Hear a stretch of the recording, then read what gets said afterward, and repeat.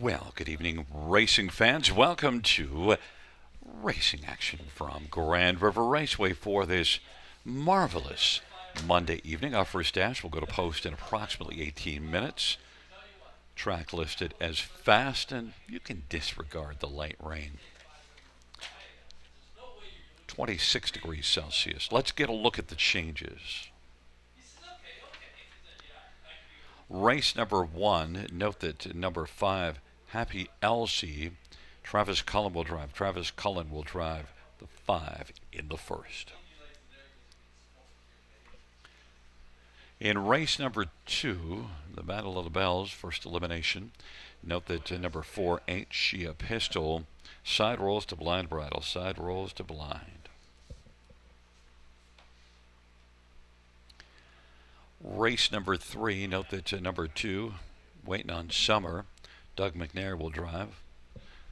And also is adding a Murphy blind on the left, Note scratched is number 5, Talbot Beyonce, race 3, scratch 5, Talbot Beyonce.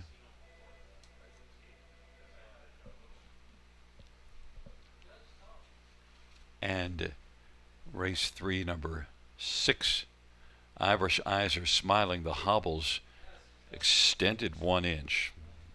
Hobbles it let out 1 inch. No changes, race number 4. Race number 5, number 4, Breezy Bell is adding a Murphy blind on the left. Race 5, number 4, Breezy Bell is adding a Murphy blind on the left.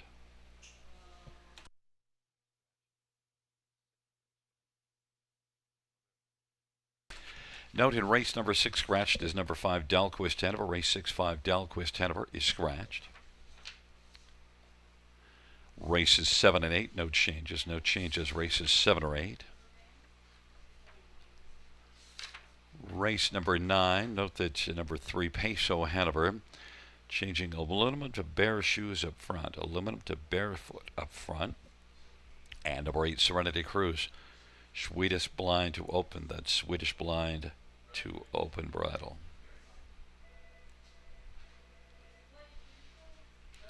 And the 10th race, number 4, Sonny's Girl, changing aluminum to flip-flops up front. That's aluminum to flip-flops up front on Sonny's Girl. Once again, reviewing races 1 and 2. Race number 1, Travis Cullen will drive the 5. And in the second dash, first of our Battle of the Bells eliminations, just note the equipment change, side rolls to blind bridle on number 4, Ain't She a Pistol. 16 minutes to our first dash. Time to welcome in our handicapping expert and co-host for Racing Action, Sugar Doyle. And Sugar, although we have a good card tonight, and we'll look ahead to that shortly, how about looking back to yesterday, Legends Day? Tell me all about it, buddy. Oh, Legends Day at the Clinton Raceway, along with the National Driving Championship. It really was something else. I went home with a souvenir program, got it autographed by all the competing drivers there, and what a show! It's likely the deepest National Driving Championship that I've ever watched in my 40 plus years of being a big fan of harness racing. So you know what? All the drivers belong there. I mean, Kelly Hort, one of the slickest drives I've seen in quite some time in a half miler. He got the job done for Western Canada. Phil Giesbrecht, he was in play. You had Mark Campbell, Keith Legg up from the Maritimes. They put on a great show. And Stepan Brassot, wow, what a driver. He still got it. Nick Boyd with him was doing it well. And then we have our Ontario reps, Tyler Borth and Jody Jamieson. Jody coming out on top once again. He will be wearing the Canadian colors at the Worlds next season. Again, just a great show all around, and kudos to everyone involved at Clinton Raceway. They pulled off a big one yesterday. Well, and look, they show up big time for their Sunday afternoon racing. That's the grassroots of racing. Those small communities that love the racing, they bring their lawn chairs out and they have a good time. The crowd too. I mean, the crowd was noisy. I mean, and one of the things, I got there early, Gary. Like, I got there I normally pull in, quarter to 1, 1 o'clock for a post time at 1:30. I was there at 11 a.m. I wanted to get set up. I wanted to have things in place, but I go down to the tarmac and I'm meeting people from all across Canada. They come in from Western Canada. They come up from the Maritimes, and they were there for the legends too, right? I mean, you had Doug Brown, Chris Christoforou, Steve Condren, Wally Hennessy, Carl Jamieson, Blair Burgess, Paul McDonnell, Mike Safdie into the Hall of Fame this season, and then a special guest to John Campbell, Billy O'Donnell, Ron Waples, Dave Wall, Trevor Ritchie. They were all there. I mean, if you were a Yeah. big fan of racing, to be on track there, just something else. Congratulations, Steve Codron. Big victory, track record mile in the Legends Trot with my buddy Sam. Well, all the legends were there, including our legendary announcer, Sugar, and from our Grand River handicapping expert. Look, hey, they know who the legend is. Look, we got to look ahead a little bit. And I want to mention also in the there's an equipment change. You know that change in the second race in 4 ain't she a pistol? That's incorrect. There's no change on it's in the 4th race. So actually, in our second Battle of the Bells leg, it will be Okay. on the 4-horse Cupcakes on Tuesday, changing from side rolls to blind bridle. So just that note, side rolls to blind on the 4 in that second Battle of the Bells. And look, we've got a pick 5 coming up, and also we have a change in race number 3 that was a scratch of number 5 Talbot Beyonce, but that didn't affect us. So, look, No. we've done our homework, and we're going to find out who we like in that pick 5. We got a couple of minutes left. We've got to squeeze in some commercials and then come back with our legendary handicapper, Sugar Doyle.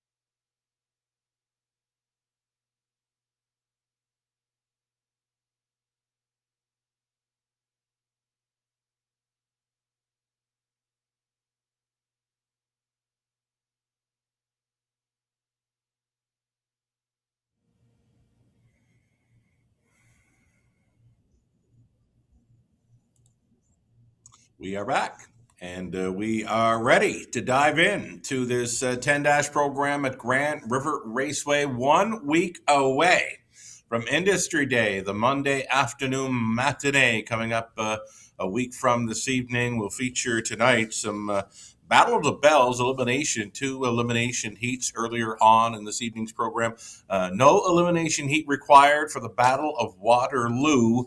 All starters are going to head behind the gate a week from today. Again, a Monday matinee for Industry Day, signature event of Grand River Raceway. So we've got a pick five play, $5,000 guaranteed pool, starting things up. Race number 1 of 10. So let's get a look at what I've mapped out for what I think is a pretty good shot at taking down this early pick 5. I'm going to single up in the opener, number 8, Hillary's Hit List. Mark McDonald got familiar with this filly last time out over the big track at Woodbine Mohawk Park. She was the third best finisher in there, home in 27-1 for a trip in 53 flat. Now, Mark McDonald's been about 10 months since starting on a 5/8 track. I went back a long ways for Mark's race lines, and it would have been September of last season around the Poconos 5/8 south of the border when he was on a 5/8. Now he's been on a half miler. He's been on the big track of Woodbine Mohawk Park since then. But Grand River Raceway welcomes Mark McDonald back this evening. I love his chances to start things up for trainer John Pentland in the opener. 5-2 currently a second choice. My single all day long to begin this pick 5 play. Over to race number 2. That's first elimination in the Battle of the Bells. The 2-year-old fillies trying to make the final next week. I'm on 2, 3, and 5. Lions Bulldog, ace and a 10. And also trying Jersey Bulldog for trainer John Pentland. Bob McClure on board. The third race, middle leg of this pick 5. I'm on the 2, waiting on the summer. Number 3, Beachside Caroline. And from the trailing spot, number 9, Lions Mamacita. Fourth race, elimination 2, Battle of the Bells. 3 deep in there with Lions Flurry. Monte Carlo will try to make it 3 for 3 for Dr. Ian Moore. Bob McClure up on 3. Monte Carlo, a daughter of Bulldog Hanover, in the 4th. We'll also try the 4 Cupcakes on Tuesday. On this Monday, it's Doug McNair on board for his dad, Greg McNair, who conditions.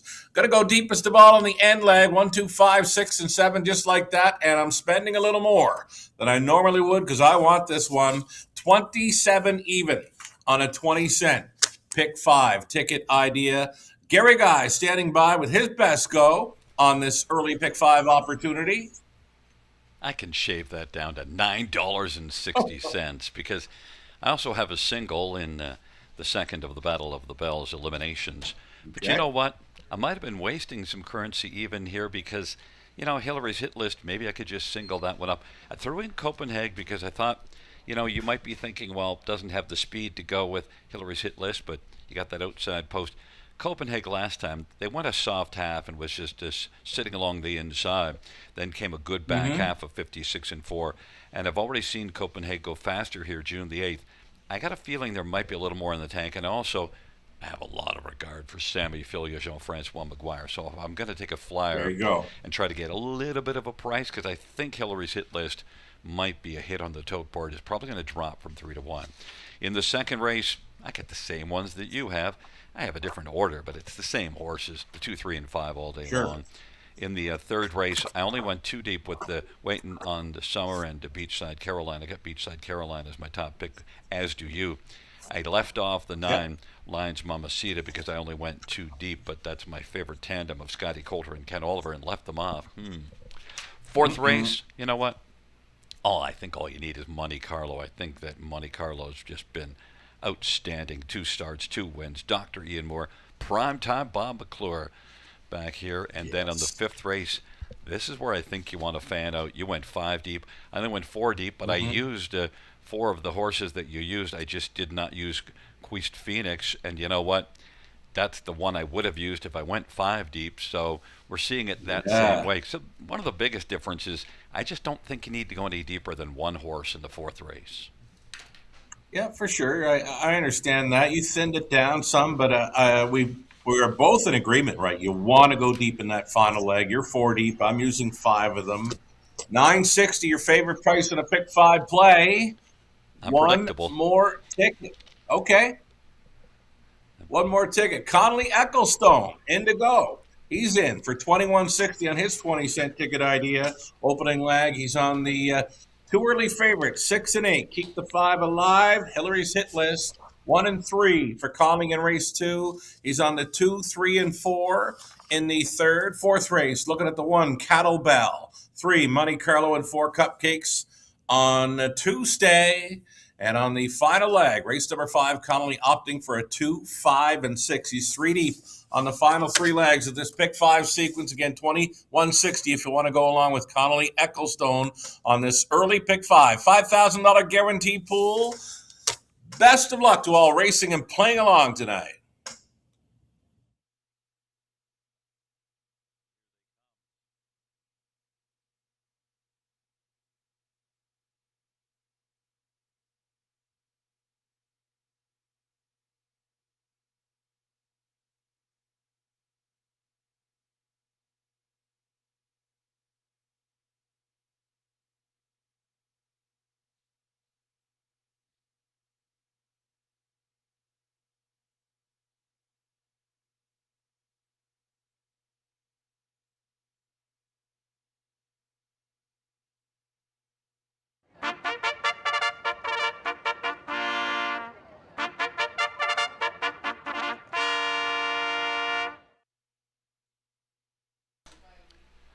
Field on post parade for race 1. 1 is Copenhagen. Sammy Filia for Jean-Francois McGuire and Mark Kurek.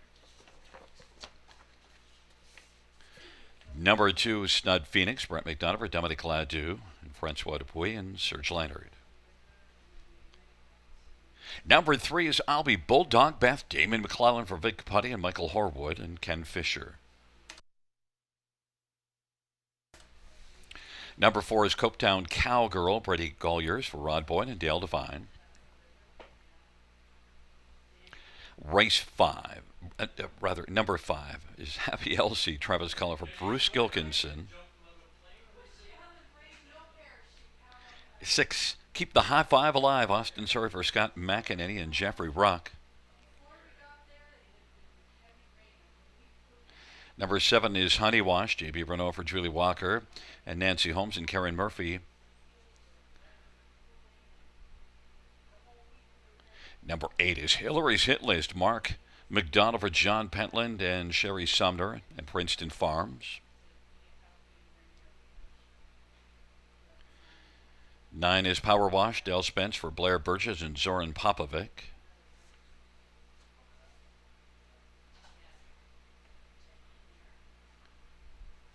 It's a full field of 9, race number 1. Let's get right to it. And number 8, Hillary's Hit List, right now is holding at 7-2 as the money has come for Keep the High Five Alive. But we both have Hillary's Hit List. We think that Mark McDonald will be a hit here on this horse in this first dash.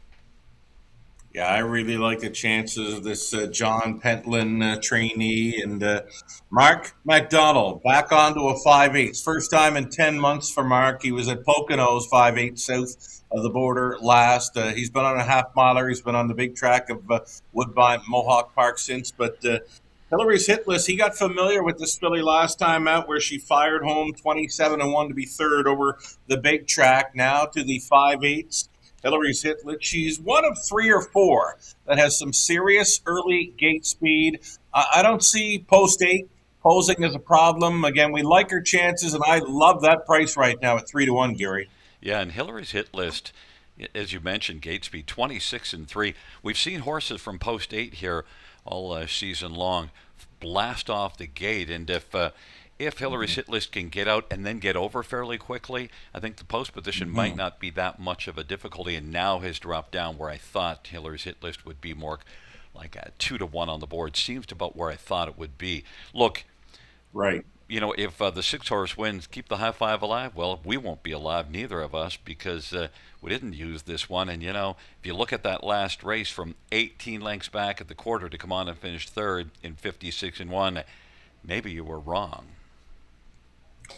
Yeah, I mean, I wanted to go a couple deep, but I went deep in a lot of spots throughout this sequence. But I mentioned I want this one. If we can get the 8 home and cooled here in the opener, I think we're going to cash in on that pick 5 play. But this 6, keep the high 5 alive. No chance really to win it last time out when sitting ninth early, but she does have that gate speed factor. Left from the 10 hole at Mohawk back in late May. Got to the quarter 26-2. Now, that last start, she had missed 6 weeks between starts, right? So she's going to be a little tighter for tonight. She'll get a big shot, I'm sure, at 3-1. Yeah, that's another big factor to mention. And of course, you see racing from off the pace, but you also see that big 26-2 opening quarter Yeah. back there, May the 29th. And I think Austin Surrey, it's not really his favorite game to sit back. I got to believe he's going to be blasting on out of there.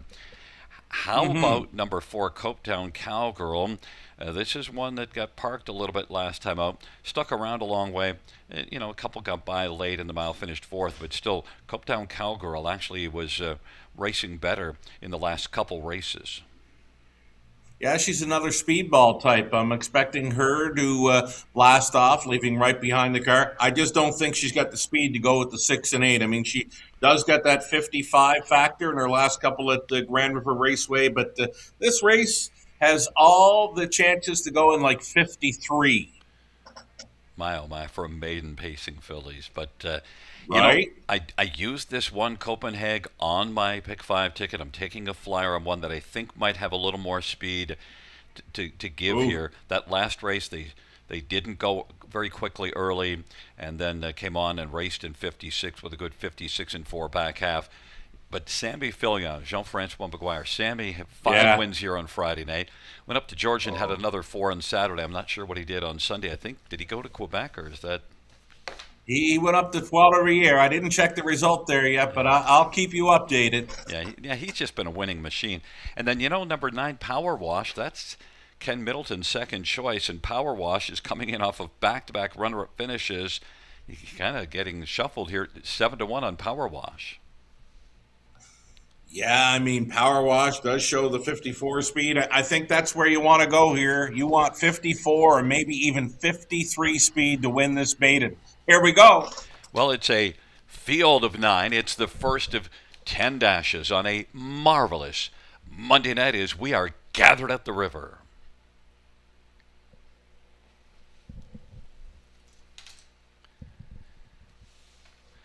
Field 4, race number 1, turning into the backstretch.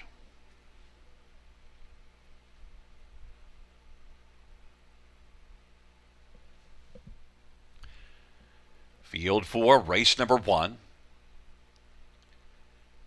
is at the start of the rough, and in the center of the track, Copetown Cowgirl. On the outside, Hillary's Hit List, and Copenhagen is forwardly placed. Keep the High Five alive, and Stud Phoenix, and then it is I'll Be Bulldog Beth and Happy Elsie. Then it is further back to Power Wash, and Honey Wash is trailing the field. Hillary's Hit List and Mark McDonald has got the lead, and racing position second, Copetown Cowgirl.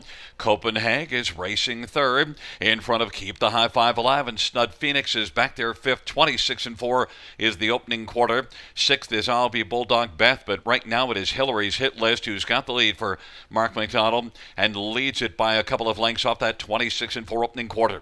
Copetown Cowgirls racing second. Third in line is Copenhagen, and then Keep the High Five is Alive is going to come to the outside now. Power Wash is moving up and on the back of Keep the High Five Alive, and on the inside racing sixth now is Snud Phoenix, and then Happy Elsie. I'll Be Bulldog Beth and Honey Wash are trailing the field. Hillary's Hit List at 9-5 on the board's got the lead, but there goes Keep the High Five Alive now. 57-2 halftime. Up that 30-3 second handle breather. Keep the High Five Alive was able to come on and grab the front from Hillary's Hit List. Keep the High Five Alive. Hillary's Hit List is racing second. Power Wash on the outside third and closing some ground. Copetown Cowgirl. Then Happy Elsie blocked down to the inside is Copenhagen. Then Snud Phoenix and back to Honey Wash. And then it is I'll Be Bulldog Beth. But Keep the High Five Alive. Hillary's Hit List is racing second. Copetown Cowgirl on the inside and Power Wash on the outside. Then Happy Elsie. Now Snud Phoenix has a big late push, and on the inside Copenhagen on down the stretch drive. Keep the high five alive. Hillary's hit list up the inside. Keep the high five alive as they come on to the finish is going to win. Hillary's hit list very came second. Copetown Cowgirl and Happy Elsie. And it is Keep the High Five Alive. And Sugar, we're not alive, we're dead. But I think a lot of people will be alive because Keep the High Five Alive was on the board at 3-2. And certainly that last race really tipped the hand that this one has a lot of ability. And then we mentioned that gate leaving from post 10 at Mohawk, going back a little piece. Yeah. Yeah, she was able to find a spot up close, right?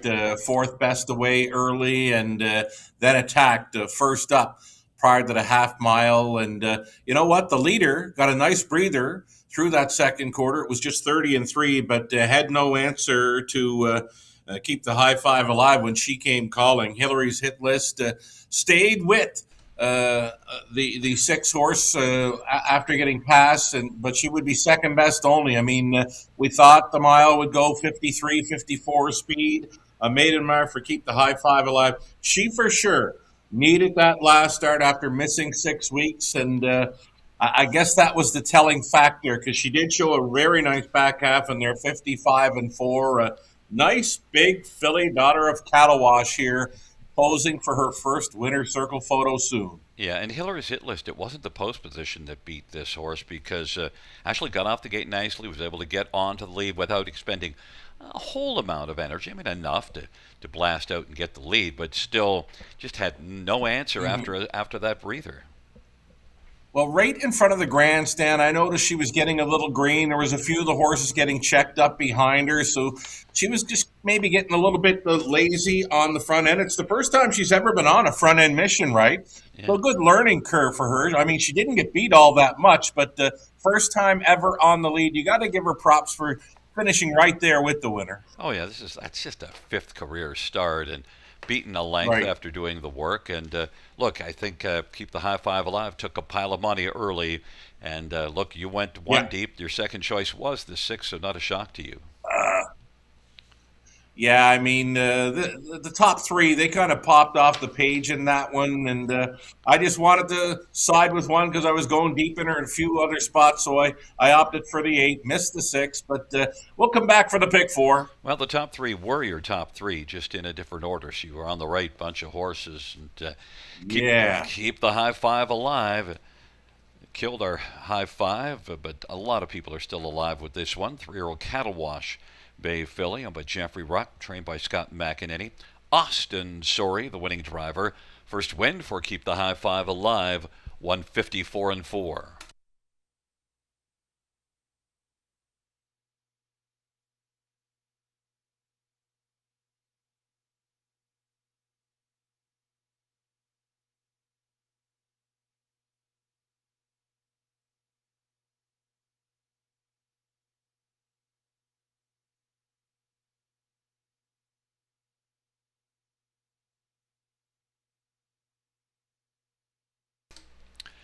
First race, number 6, Keep the High Five Alive, 510, $3, 8 Hillary's hit list, 270, 264. Copetown Cowgirl, 340, $2 exact or 1460. Dollar try, 2620. Dollar super, 417.90. 20-cent super, 83.58.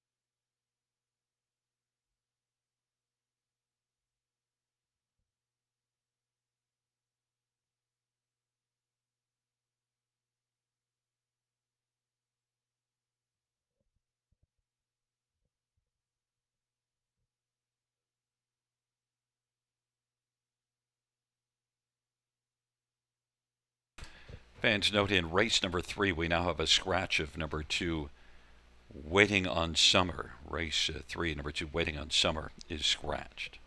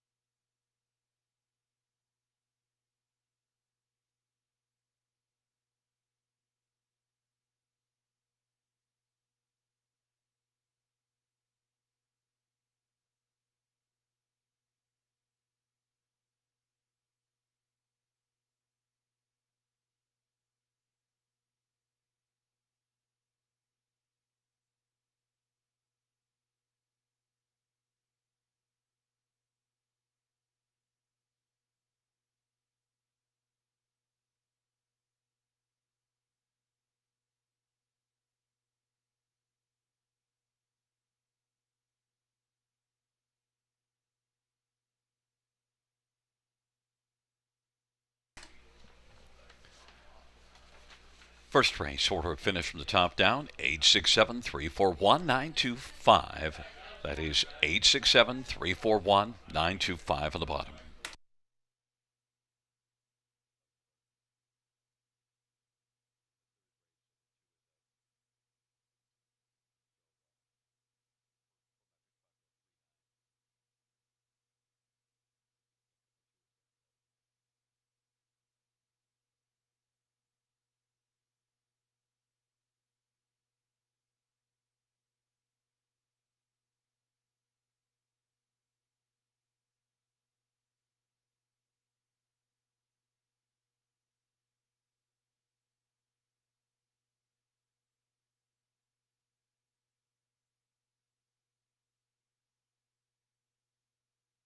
Number 1, turning into the backstretch.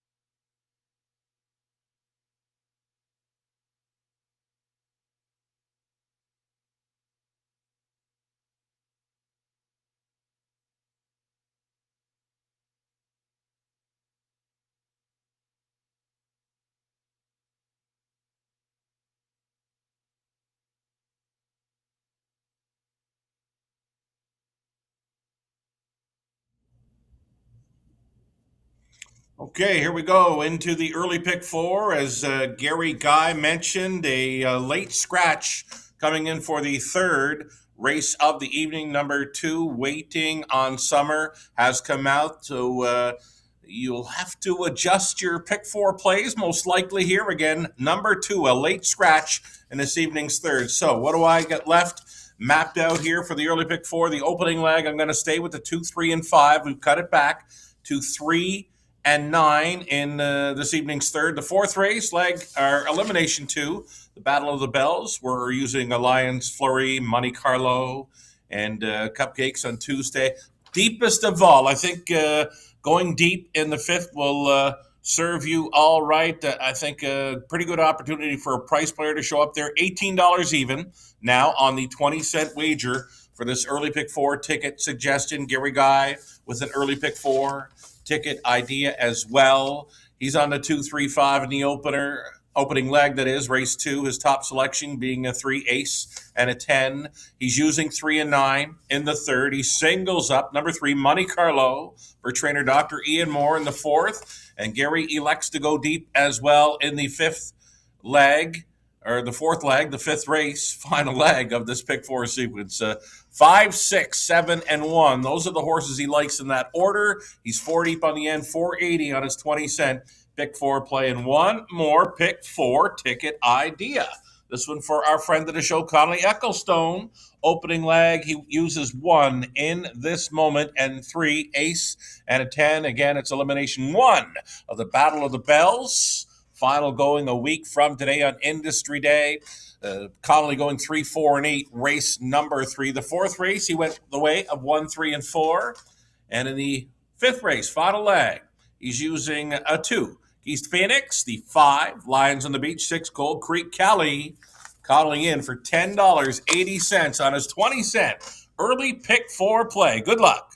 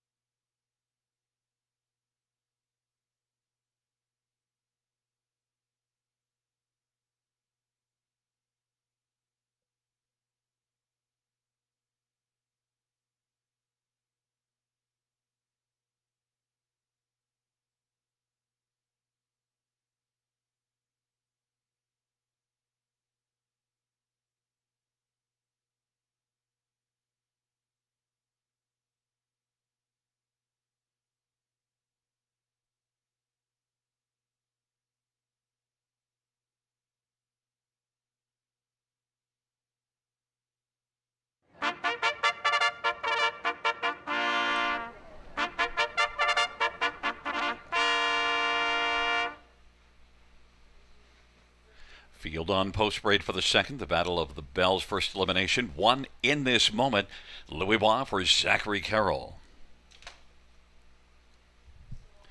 Number 2, Lions Bulldog. Mark McDonald for Dr. Ian Moore and 3 Lions Racing.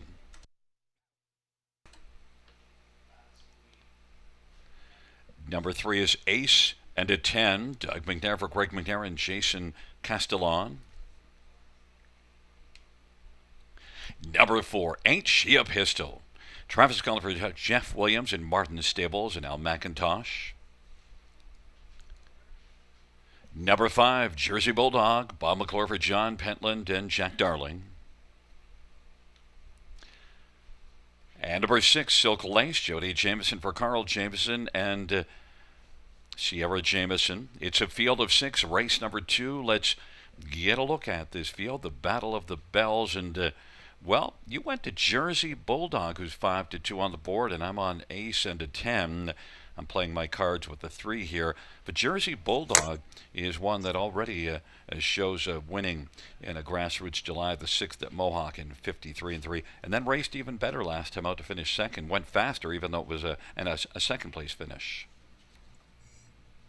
Yeah, I mean, Lions Bulldog, he's unbeaten coming in, but he hasn't raced that $100,000 gold edition of the Ontario Sire Stakes yet. Both the 3 and 5 have, and they've both done well at that level. So I don't think you can go wrong in any way of the 2, 3, or 5. But my top selection, indeed, it's going to be the 5 Jersey Bulldog. I do like that the closing speed on the end of her miles. I mean, she's been 26 seconds and change in each of her 3 career outings on the end of her miles. And yeah, there's not many showing that kind of speed in here consistently, right?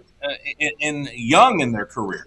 Yeah, and obviously it is pretty early in their career, but we've seen some pretty nice speed out of these ones, the 2, 3, and 5. Yeah. They're the 3 that jump off the page, and then in this moment, it's getting a bit of money at 5-1. But there's primetime Bob McClure, who cut his teeth here and over at Hanover early in his career, and then of course made it big time and has lived up to the nickname, a game of primetime Bob.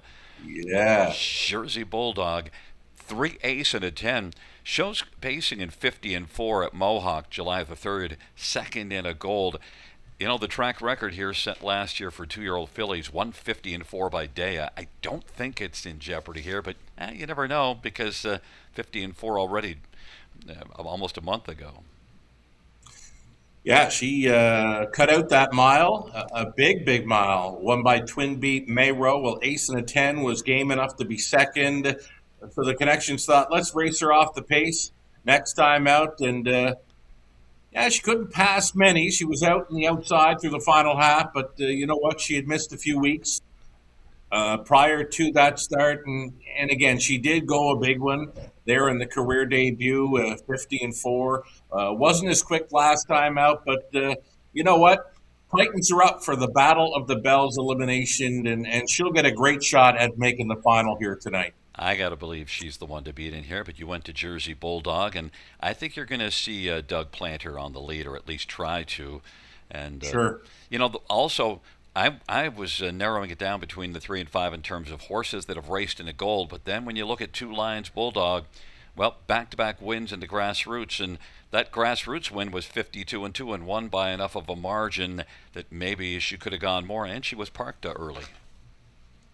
Right. And you know what? She's never been beat yet, and she doesn't know that she hasn't raced for $100,000 yet either. I mean, she feels she's as good as the rest in here. I know that for a fact. Mark MacDonald on board for trainer Dr. Ian Moore. This filly is perfect. She'll try to remain unbeaten here tonight, and she's taking similar action with the 3 and 5. And as you mentioned, it looks like it's between 2, 3, and 5. Who's got it? Who will win it?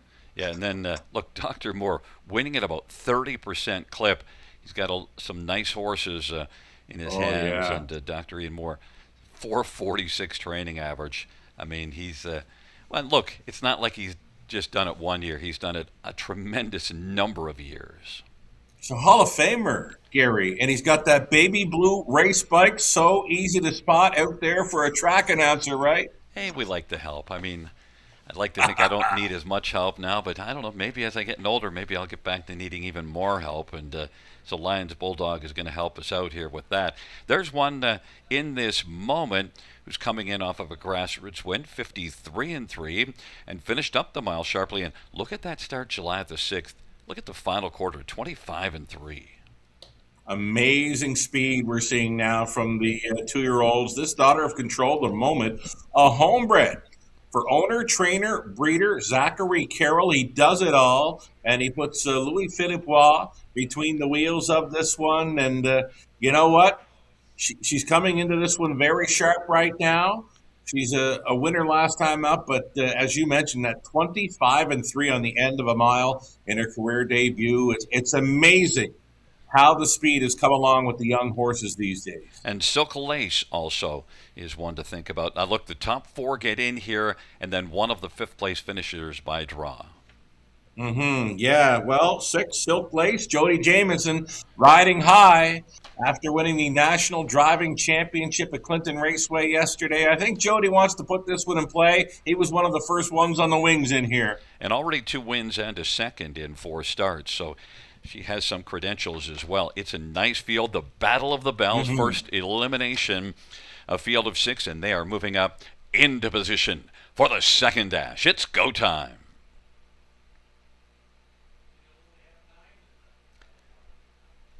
Field for the second race. He's at the start of the rough, and Ace in a 10 is going to blast out with Lions Bulldog and then Jersey Bulldog. And in this moment, Ain't She a Pistol and Silk Lace is trailing the field. Ace in a 10 has the ace right now and leads it by about 2.25 as they race in the Battle of the Bells first elimination. Lions Bulldog and Mark McDonald is racing second. Jersey Bulldog and Primetime Bob McClure is racing third as they come off the turn. Then in this moment, and Louis Wise fourth, and they straighten out off the turn off a 26-second strong opening panel by Ace in a 10. With Lions Bulldog and Jersey Bulldog, and in this moment, then it is Ain't She a Pistol and Silk Lace is trailing the field. 26 opening quarter of the field heads up towards the half. They're still all in a line.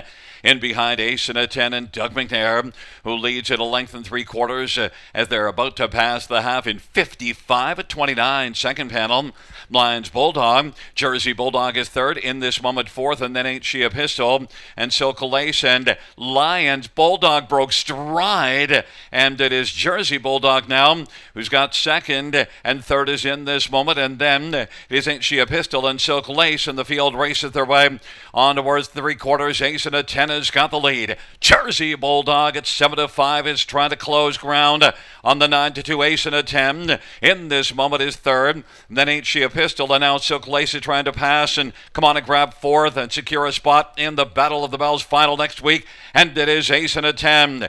Jersey Bulldog as they come on down the stretch. Jersey Bulldog and Ace in a 10. Jersey Bulldog in prime time. Bob McClure is going to roll on by now. Jersey Bulldog is going to win. Ace in a 10 second. Silk Lace came flying to pick up a third.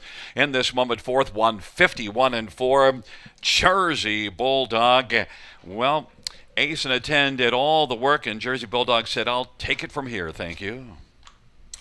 Yeah, I mean, Ace in a 10, she was revved up early. I mean, 26 flat to the quarter mile, and then she put up a half, 55 flat, and said, catch me if you can. Well, they did catch her late in the mile.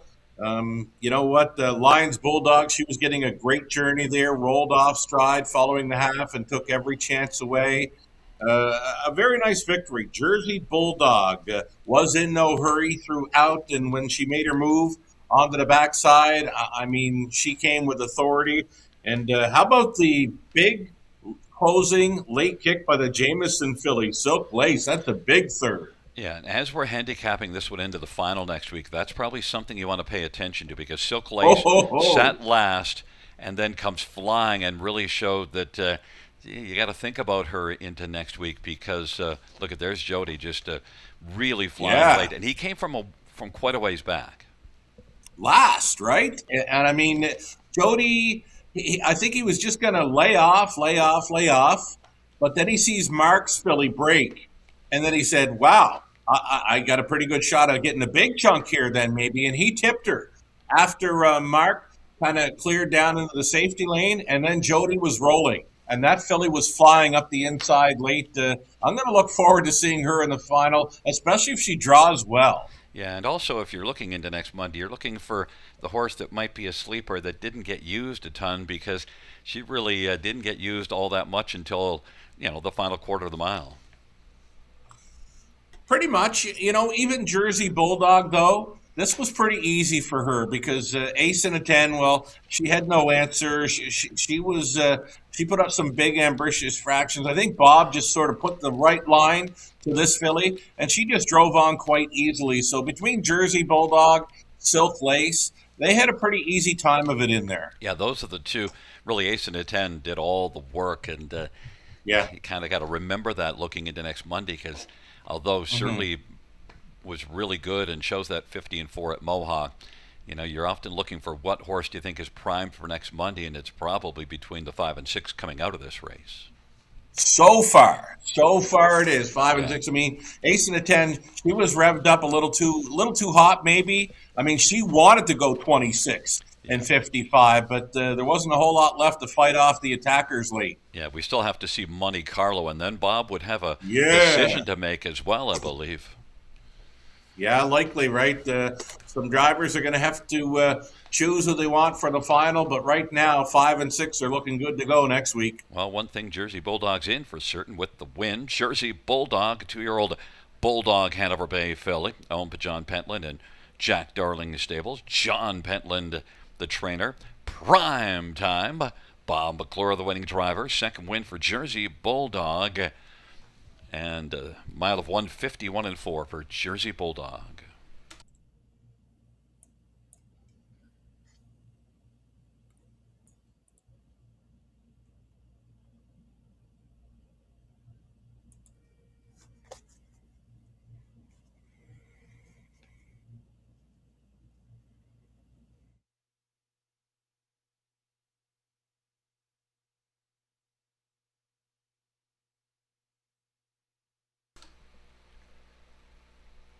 Second race, 5 Jersey Bulldog, 482, 82, 33, Ace and a 10, 470 and 350, and 6 Silk Lace, 490.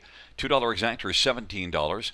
Dollar fry, 35.15. Dollar super, 71.05. $2 double of 6 and 5, 13.50.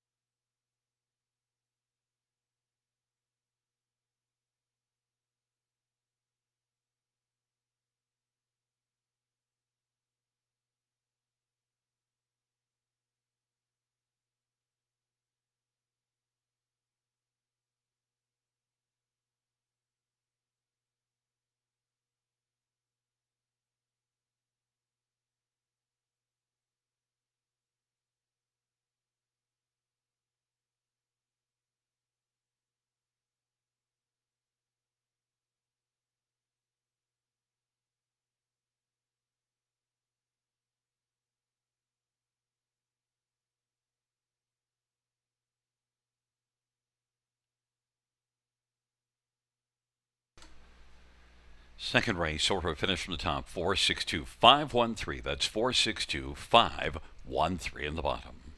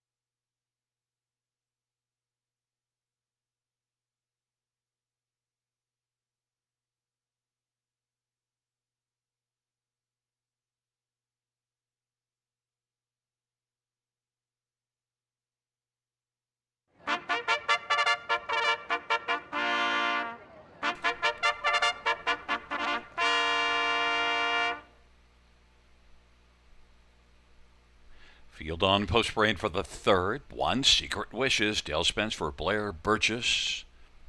And the Bay Stable and Clay Harlan Horner. Number 3, Beachside Caroline, Sammy Filion for Luke Blay, Determination Stable. 4 is Crown Park, Freddie Gollier for James Wellwood and Jeffrey Wellwood. Number 6, Irish Eyes Are Smilin'. It is Austin Surrey driving for Phil DeRoche and Susan McKeegan.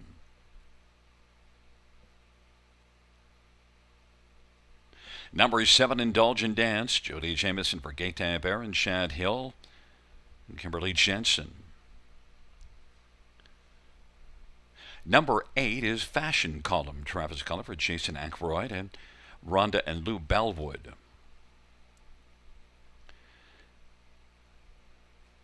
And number 9 is Lines Mamacita, Scotty Calder for Ken Oliver and 3 Lions Racing. Let's get a look at this field. And, well, Sugar, I think the most obvious place to start is Beachside Caroline, one that's had a couple of starts and does show a third in Mohawk last race in a pretty good time. Yeah, and with pretty good company as well. The Tompkins Gear Stake Race going for over $70,000. You get that strong combination of Samuel Filion and trainer Luke Blay for Determination out of Quebec. I mean, yeah, even money right now. It's 4-5, and it's tough to go against. This daughter of Poppy, Rob Hanover, likely to be racing on or near the lead, Gary.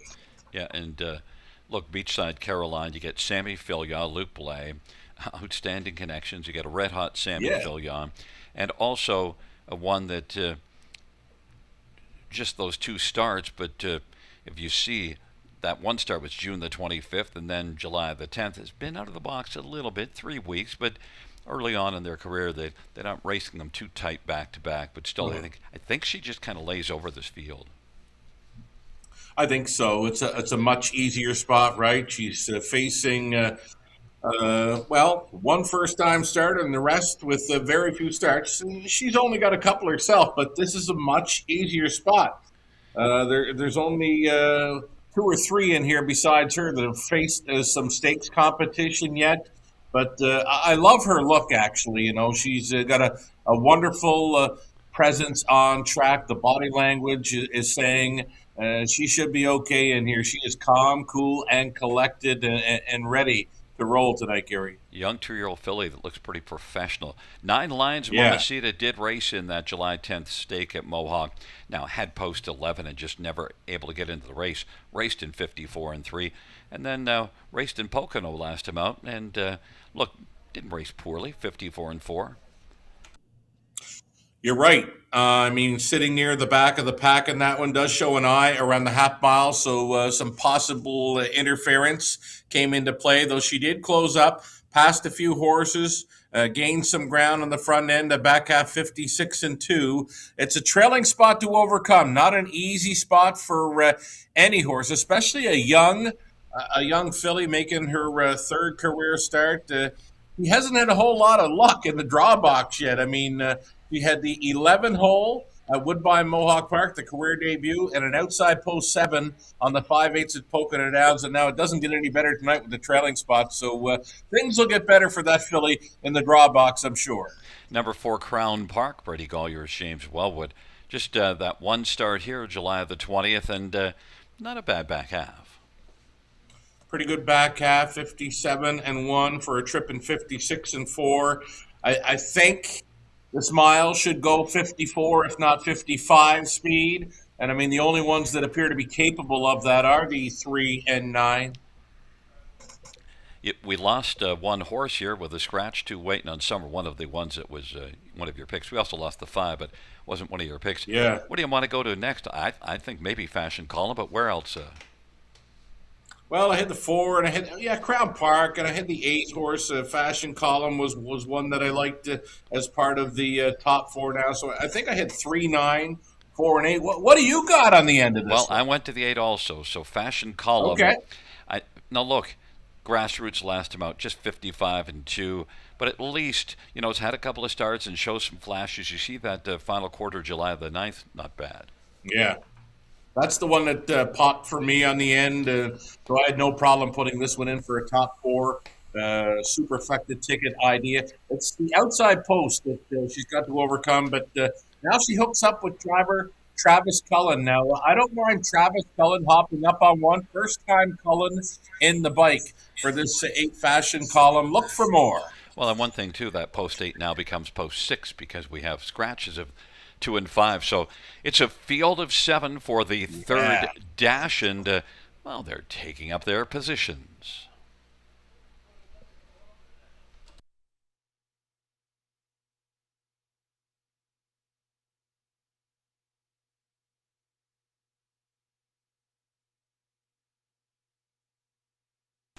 Field 4, race number 3.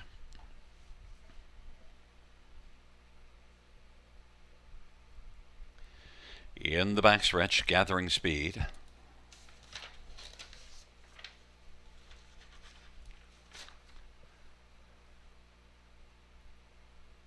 Field for the third race.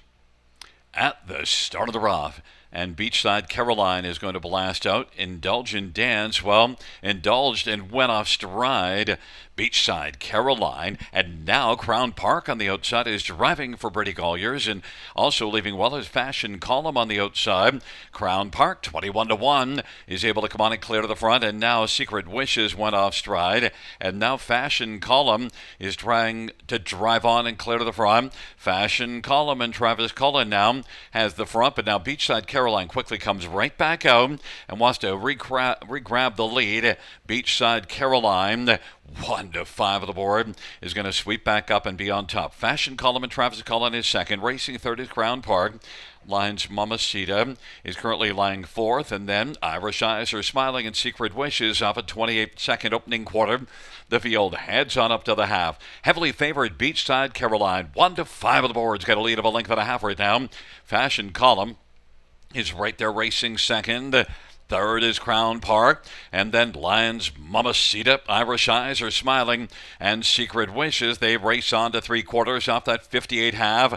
And a 30-second second panel breather, it did Beachside Caroline, and now has stretched out the cushion over Fashion Column about 2.5 lengths back. And now Lions Mamacita is moving on the outside, and Lions Mamacita is bearing down on the front one. Beachside Caroline, Lions Mamacita, Fashion Column, Crown Park, and then Irish Eyes Are Smiling, and Beachside Caroline went off stride, and now it is Lions Mamacita, 126 and 2 3/4, and Lions Mamacita and Fashion Column, Irish Eyes Are Smiling, and on the inside Crown Park, but it is Lions Mamacita. Lions Mamacita is going to win and take it.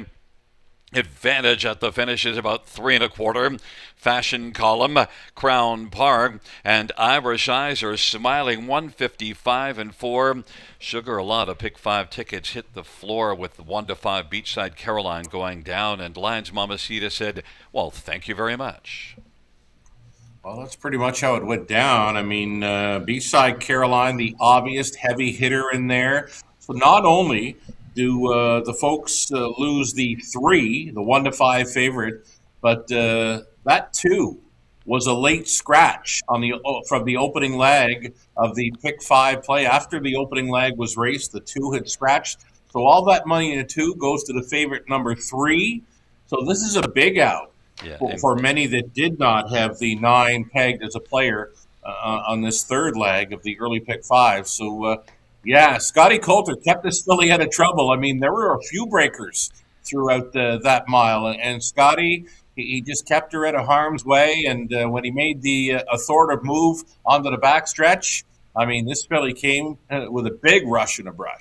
Now, we shouldn't just say that the 9 gets the win handed, because I'd like to have seen what would have happened, because, Lions Mamacita was really flying. Beachside Caroline might have had some serious work to do. Yeah, you're right. I mean, if the 3 doesn't roll off stride, it's a pretty good fight to the finish between those 2 fillies, I bet. Coulter, though, 4-1, winner, and then some big prices underneath. I mean, you have to think the Exactor tries and Super are going to be huge here. Yeah, you get a 7 horse field, a couple of scratches, and yet you're going to get some big payouts because you're taking out 1 to 5, and that just crushes a lot of tickets. Yeah.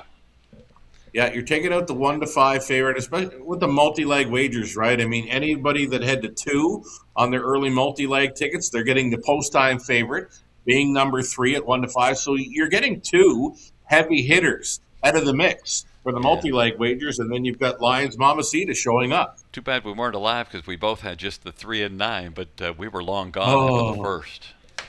And, yeah, and you're your right. second choice is the one that came in, Sugar. Yeah, Back in front of us is number 9, Lions Mamacita. 2-year-old Poppy Rob Hanover Bay filly, owned by 3 Lions Racing, trained by Ken Oliver. Scotty Calder. The Tan Tornado comes storming home to take race number 3, Lions Mamacita, 155-4. First win for Lions Mamacita.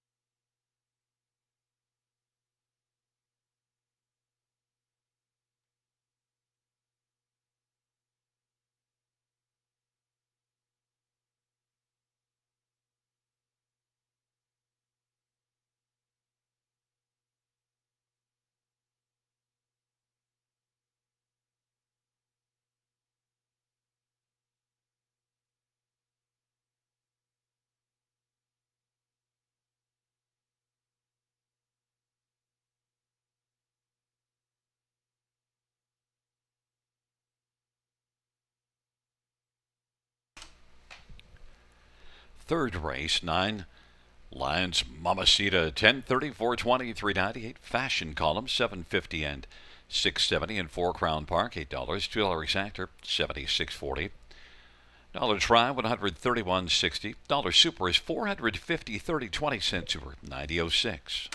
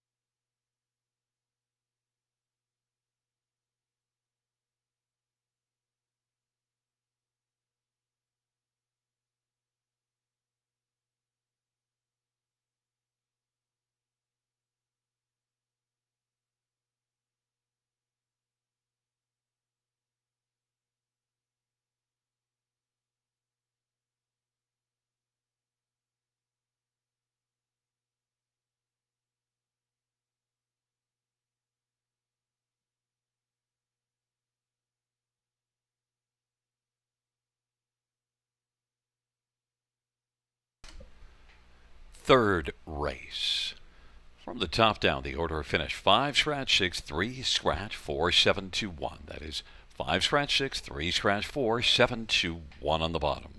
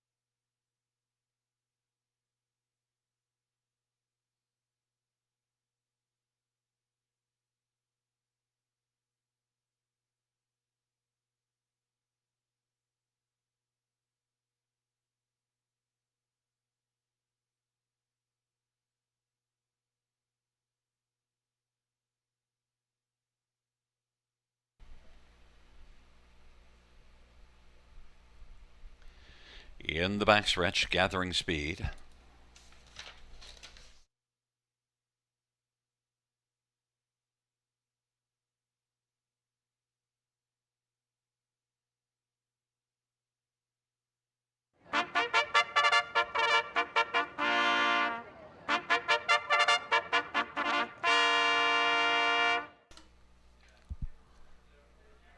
Field on post parade for the fourth. One is Cattlebell. Jody Jamison for Carl Jamison and Sarah Anthem. And Carl and Jody sharing ownership. Number 2, Lions Flurry. Louis Bois for Anthony Beaton and 3 Lions Racing. Number 3 is Monte Carlo. Bob McClure for Dr. Ian Moore and Bradley Grant. Number 4, Cupcakes on Tuesday. Doug McNair for Greg McNair and Brandon Arsenault and Brett and Connor Wright.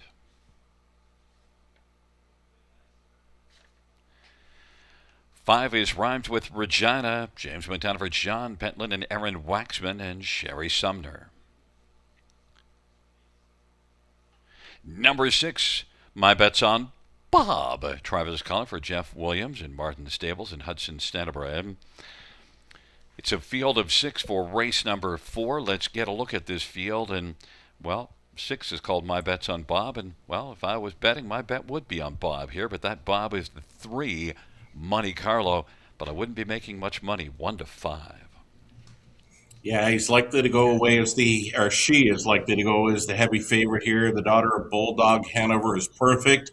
She won a pair of qualifiers convincingly. She's come back to win her first and second career starts. The first just by a neck, and the next time out she's winning by a half length. Both trips in 51 and a bit. Monte Carlo is the one to beat, and the horse players are on her pretty heavy, Gary.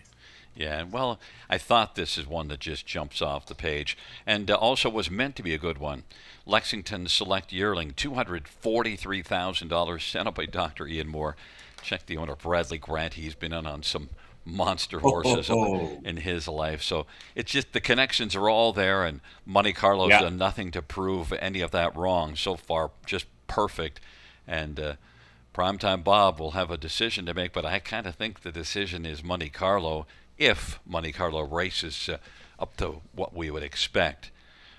Your second choice is number 2, Lions Flurry, and this is one that's, showing improvement. Showing improvement. I mean, big third last time out when racing for $100,000 in an Ontario Sire Stakes Gold. So she's done nothing but racing golds since she began her career, just like Monte Carlo. She's been fourth and third behind a very nice filly and Twin B Mayro, who's been putting up some big efforts in her young career. We're not going to see her in the Battle of Waterloo, but we could see Lions Flurry and Anthony Beaton trainee with Louis Philippois on board. The price is so right now at 11 to 1. Yeah, I mean, if you pass a 2 to 5 horse, you're not passing up much, and you take a shot because, look, one thing we know, it's early in their career. Horses can improve dramatically going from just the second to the third start. Well, we saw one earlier, right? I mean, Silk Lace for the Jamisons. They only had her on Woodbine Mohawk Park. Tonight in the 5/8, wow, did she... I mentioned to our friend of the show, Ghislaine Beckett, I said she was pacing out of her skin on the end of her mile. I mean, it's a night where any filly could really pop on a 5/8. I mean, they're going to corner a little tighter on a 5/8 versus Woodbine Mohawk Park. So you could see some big improvement from any one of these fillies in the fourth. Number 4, Cupcakes on Tuesday. Back-to-back runner-up finishes. Both of them grassroots. And the miles 53 and change. Not quite the speed of the first two. But as we mentioned, early in the career, this will be the 4th career start. Cupcakes on Tuesday. I saw Conley use this one on top. All the rest went with the 3 Monte Carlo. So maybe Conley was hungry when he was looking at this and thinking about those cupcakes. I'm not quite ready to put this one in the top spot, but she has been second best to some very nice fillies, though this is a much tougher spot. We mentioned the 2 and 3 have raced nothing but Ontario Sire Stakes Gold events. Now this one's been in the grassroots level. her last couple of goes, but she's gotten some pretty good experience there. Doug McNair on board for his dad, Greg McNair, who conditioned. And then was beaten by Rhymes with Regina, second beaten ahead in that first start the second start July 6th, first grassroots mile. Came home in 26-3. In fact, in both of her first two starts had that level of closing kick. So Right. maybe she's going to be coming on late. If the field tries to desert her, they might have trouble because Cupcakes on Tuesday can close. She can, and I'd love me some cupcakes on this Monday. You'd like them on any day of the week, wouldn't you? Any day that ends in Y. Yeah, narrow it down, buddy. Number 5, Rhymes with Regina. I mentioned had that grassroots win July the 6th, and then tried the golds. Now, last time out, only finished 5th. Monte Carlo, the winner. But still, overall, has flashed in a couple of starts. James McDonough for John Pentland. Yeah, James got familiar with the filly last time out when racing in a gold event. Now she couldn't stay close with Monte Carlo. She was fifth and lost a couple of positions in the stretch. She was 7 lengths back. This is a tougher spot for this filly, but one that could make the final of the Battle of the Bells. Let's do this thing. The Battle of the Bells final will come up next Monday. This is the second elimination. And also, it's the White Family Pace. The White family's here celebrating this evening at Grand River Raceway, 4th race of the White Family Pace. And it's a field of 6 fillies, second Battle of the Bells elimination. And they are moving in behind the gate and into the backstretch. Field for race number 4.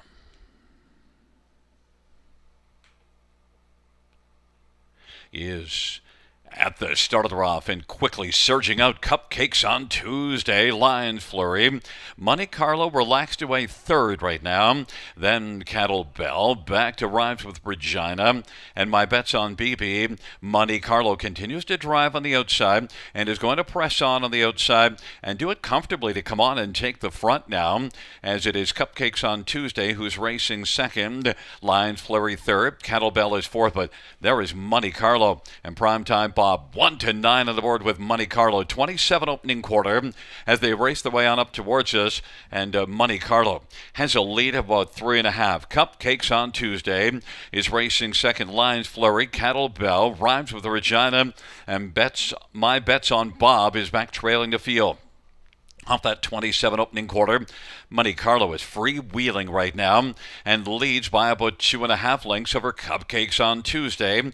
Lions Flurry, Cattle Bell, Rhymes with Regina, and my bets on Bob. Off a 55-4 half, Lions Flurry is going to pop to the outside now. Lions Flurry's moving up and is come on the outside to take over 2nd. Is a length and a quarter back of Monte Carlo. Monte Carlo and Bob McClure. Bob looks unconcerned as Lions Flurry's on the outside as they race the way on by the 3/4, and then Cattle Bell on the outside is 3rd. Cupcakes on Tuesday on the inside takes the short way around the turn and reclaims 3rd. Cattle Bell is racing 4th, then Rhymes with Regina. My bets on Bob 124 and 1 the 3/4 time, and Monte Carlo is leading by a couple of lengths. Lions Flurry is 2nd. Cattle Bell kicks in late. Cupcakes on Tuesday has deserted the top 3 and is back to 4th, but it is Monte Carlo cruising. Monte Carlo. Bob McClure sitting in the couch and wins it by 2.25. Lions Flurry, Cattle Bell, and Cupcakes on Tuesday. Monte Carlo in 152 flat, and boy, did that filly look rather at ease, just cruising around the track. A mile of 52 for a 2-year-old filly, and it looked like she was just lollygagging around the track. Oh my. Oh my. That's my first look at this filly in a horse race now. I've missed her first couple of starts, but wow, at the quarter mile, and she takes control. Did she ever remind me of the big colt from last season, Bojangles? I mean, she took control, and she looked very strong when she touched down in the lead, Gary. I mean, they were clearly racing for 2nd after that opening quarter mile. Yeah, and just even when a horse comes on the outside, Bob is just sitting on this one. He never goes to the no urging at all at any point in the mile. Not at all. I mean, it was pretty good speed through the 3rd, 28-2, and then a 27-4 kicker with ease on the end of it. This is a track, Gary, where we don't see much for 27 and change speed on the end of the miles. This is a wrapped up winner, as you mentioned. Bob was on the couch for a 27 and 4 final quarter. This filly could not have done it any easier. Yeah, the only thing Bob had to do is make sure he didn't fall asleep Pretty much, right? because he's just a passenger. And Monte Carlo, we will see this one next Monday afternoon. We will have the Battle of the Bells draw a little later this evening, so we're going to find out. Post Okay. positions will be interesting, and Bob with wins in both the second and the fourth, wins with Jersey Bulldog, and then Monte Carlo. He's got a decision. We won't know the decision this evening, but we'll know a big part of it with the post positions. But look, the 3, 2, 1, and 4, they'll all have a ticket, and then one of the fifth place finishers will draw in. They say there's never a sure thing in a horse race, Gary. Well, the sure thing for the Battle of the Bells, this horse, this filly, will be the post time favorite. That is a sure thing. Yeah, because it's just that mile of 52 was just a walk in the park for her. A walk in the park, a cakewalk, a cupcake walk. And back in front of us is number 3, Monte Carlo, 2-year-old Bulldog Hanover Bay filly. Bradley Grant's the owner. Dr. Ian Moore is the trainer. Primetime Bob Clure with the driving double. 3 for 3 perfect is Monte Carlo. And the fourth race of trackside will be the White family, enjoying their night here at Grand River.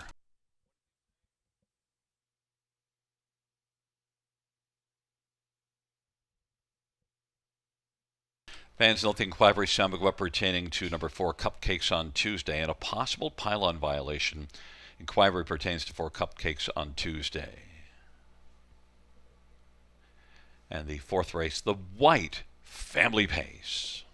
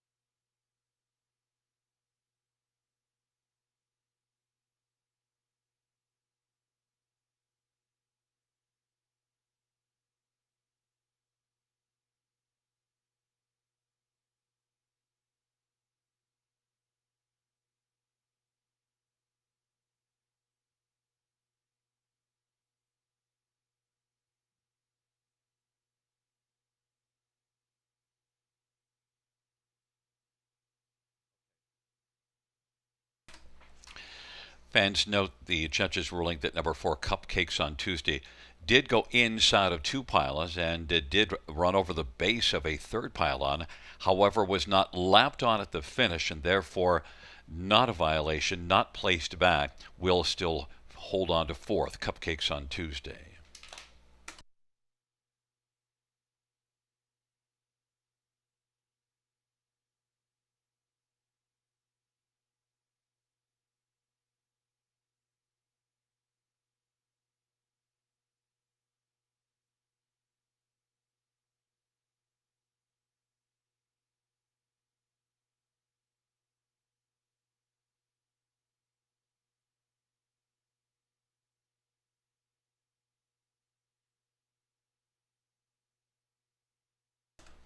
Fourth race, 3 Monte Carlo, 210, 210, 210.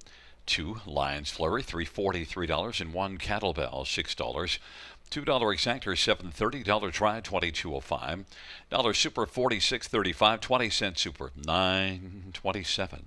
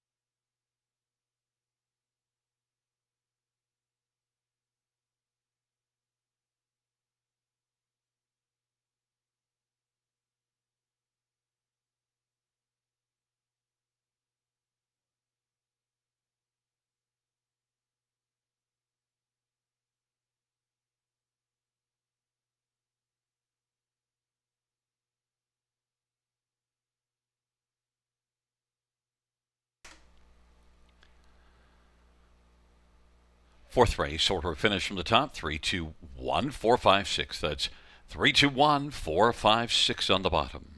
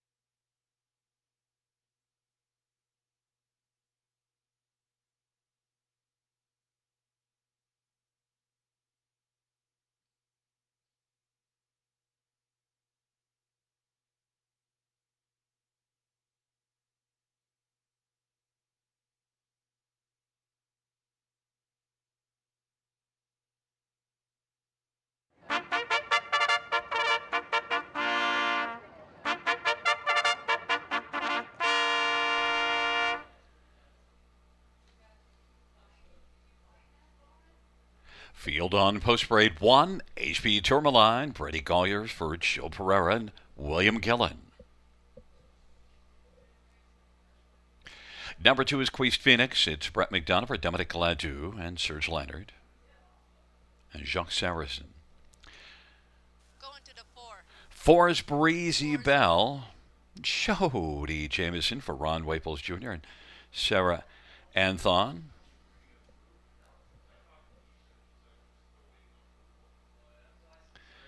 5 Lines on the Beach. Scotty Oliver, Ken Oliver, and 3 Lines Racing. Number 6, Coal Creek Cali, Jason Ryan for Mike Bishop and Coal Creek Stanford and Chad Murphy. Number 7, Runway Diva, Sammy Filia for Anthony Beaton and David Mercer. 8 is Barbuda, Jay Heverth for Jack Moisevan, High Stakes Incorporated and Nancy McNevin and Sunset Racing.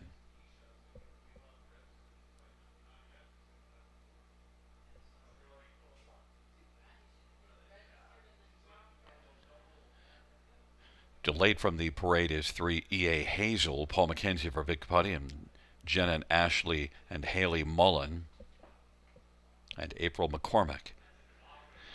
So get a look at this field for race number 5, a field of 8, a pretty wide open dash. Right now the favorite is 5-2 on the board, and that is your top pick, number 6, Coal Creek Cali, Sugar. Yeah, she's going to make her season debut tonight. She had a pretty good record in her 2-year-old season. The daughter of Dali won 2 and was a runner-up finisher twice from just 5 outings. So she has freshened up and will now be racing for trainer Mike Bishop in her 2026 season. She looks great, by the way. I mean, her qualifiers, they don't show a whole lot in the way of finishing up close, but she did use 27 flat and 27 and 4 kickers on the end of both qualifiers. And again, she's right on the bit here. She looks ready to roll in her season debut. Jason Ryan up again for trainer Mike Bishop. And last summer in August, as a 2-year-old, showed a 26 and 4 final quarter in a mile of 53 and 4. So certainly she's got some credentials, and that's why she's right now the favorite. Number 7, Runway Diva, Sammy Filia for Anthony Beaton. This has been a strong tandem of late, and this is one that was what a big win in the Prospect Series at Kawartha, 11 lengths in front. Yeah, 53 and 3, Scorcher. Just went out of her mind that night, straight to the top and would not be caught. The next time out, she tried it from off the pace in a prospect up at Sarnia, where it didn't work out for her. Still managed to pace them out on 55 and 2, but it's that big win, 2 back. I mean, if she can find that kind of form tonight, she would be a huge threat for the victory. I wonder if the plan's got to be to leave with this one, because you see 2 wins in the past 4, and both of them were forwardly placed. She didn't enjoy sitting back early at Sarnia. No, I mean, if you've got gate speed, and I mean, they show they can win when on the lead, if that's their best shot at winning. I mean, take a look to the left, Sammy, and if nothing is really blasting off, you got to go with this one. One that I think that's going to blast off is Lions on the Beach, because last start was in a non-winner as a 2 at Georgian and left from post 8 and got away 3rd, and the start before it blasted here in a maiden class to win by 4 lengths. Yeah, an easy winner of her last start at Grand River Raceway. She got a pretty good record from 7 outings this season, a pair of wins, a pair of seconds, plus the 3rd was over at Georgian Downs. On the 11th, didn't work out for her there, so she comes back to the river, where she wins in 54 flat, an open length winner when on the lead throughout. She gets a big shot with these. I like this race. I mean, there shouldn't be a heavy favorite. There might be a few heavy log shots, but there should not be a heavy favorite with this group. It's kind of wide open between 4 and 5 horses. I went to the 5 on top. Right now, the 5, 6, and 7 are taking almost similar money. The next one on the tote board is your 4th choice, and number 2, Queest Phoenix. Yeah, Brett McDonald, 3rd time, Brett. Now, he saw this filly June 29th. He was a big closing 2nd. And then the next time out, fans let this horse get away at 7-1. And she exploded on the wide side late to, she thundered home, got there by a neck. So She just keeps on improving every start. I mean, she's 59 off the qualifier, 57 in the season debut, 55 last time out. What's next? And they went early. The quarter was cut out in 26 and 4, and so she sat 10 lengths back, but then kicked a big time in late. And the one that we both added in onto the high five was the one HP Tourmaline. You often get the one horse in the high five onto the ticket somewhere, and this one's coming in off of Win at Georgian. Yeah, and does show some early speed, and now switches for the barn of Joe Pereira. Brady Gollier stays on. Worth a long look with these at a price 10-1.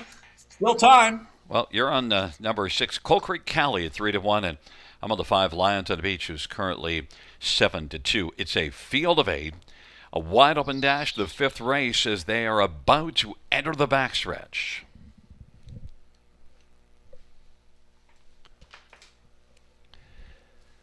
Field 4, race number 5. In position. They're at the start of the off, and in the center of the track, Lions at the Beach is going to blast out. HP Tourmaline's on the inside, and Breezy Bell. Then Coal Creek Cali, Queez Phoenix, and then it is Runway Diva, and then Barbuda and EA Hazel. But Lions on the Beach is lying in front of a length and a half over HP Tourmaline as they race the way to the opening quarter. Breezy Bell is 3rd. In front of Coal Creek Cali, 4th in the early action. Queez Phoenix 5th, and then Runway Diva, Barbuda as they race their way off the turn and they head on towards us, and then EA Hazel. But right now, Lions on the Beach at 7-2, and Scotty Coulter cruising along on the lead off at 26 and 4. Solid opening panel. HP Tourmaline is touring along in the pocket, and now Coal Creek Cali has been moved to the outside and is coming first over as they race their way on up towards the half. And then on the inside, Breezy Bell's 3 lengths off the lead. Queez Phoenix to the outside, 2nd of her 5th. Runway Diva 6th, and 7th Barbuda. 8th is EA Hazel. Lions at the Beach, 56 and 2 half, 29 and 3 second panel. Lions at the Beach is leading by a length and 3/4. Coal Creek Cali is coming to call, and then on the inside, HP Tourmaline. On the outside, Queez Phoenix. On the inside, Breezy Bell. Now Coal Creek Cali is moving up and on even terms with Lions at Beach, and now takes a slim lead. Lions at Beach tries to rally, but Coal Creek Cali has now come on to lead it by a length, 3/4, 124 and 3. Coal Creek Cali, Lions on the Beach, and Queez Phoenix, and then HP Tourmaline at the field turns for home. Coal Creek Cali and Jason Rhyme. Queez Phoenix, Lions on the Beach now is dropped back to 3rd. Then Runway Diva, HP Tourmaline tries to find some racing room on down the stretch. Drive they come. Coal Creek Cali and Queez Phoenix. Coal Creek Cali has got this one. Queez Phoenix 2nd. Runway Diva, HP Tourmaline, and Breezy Bell came on to get 5th. A mile of 153 and 1. Coal Creek Cali came to call on Lions on the Beach, and Lions on the Beach had no answer. 3 C's victorious here in the 5th Sugar.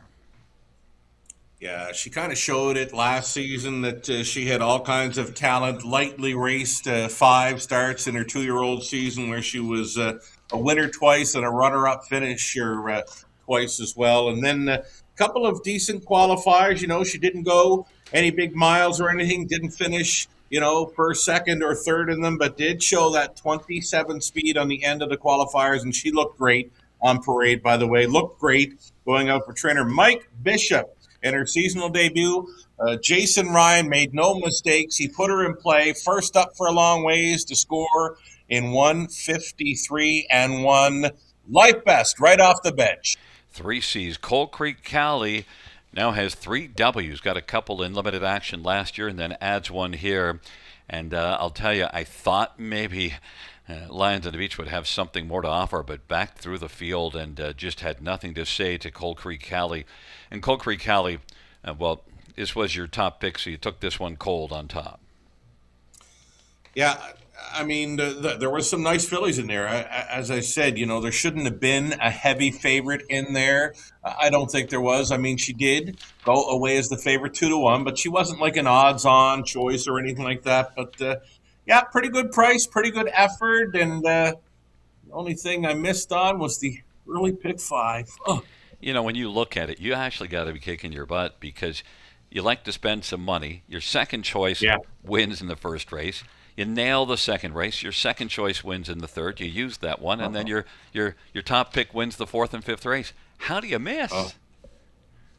exactly. It's the story of my life. Those multi legs are killer for me, man. It's a 62714. Cold Creek Cali back in front of us. A 3-year-old Dally Bay filly, owned by Cold Creek Standardbreds and Chad Murphy, Mike Bishop, the trainer. Jason Ryan, the winning driver, takes the seasonal debut. Cold Creek Cali, 153 and 1.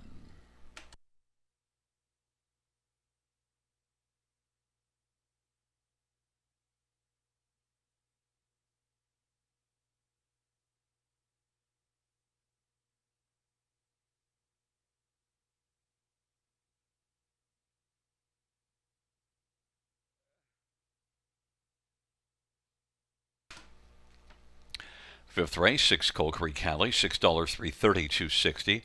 2 Queef Phoenix, 440, 320. 7 Runway Diva, 430, $2 exactor, 28.90.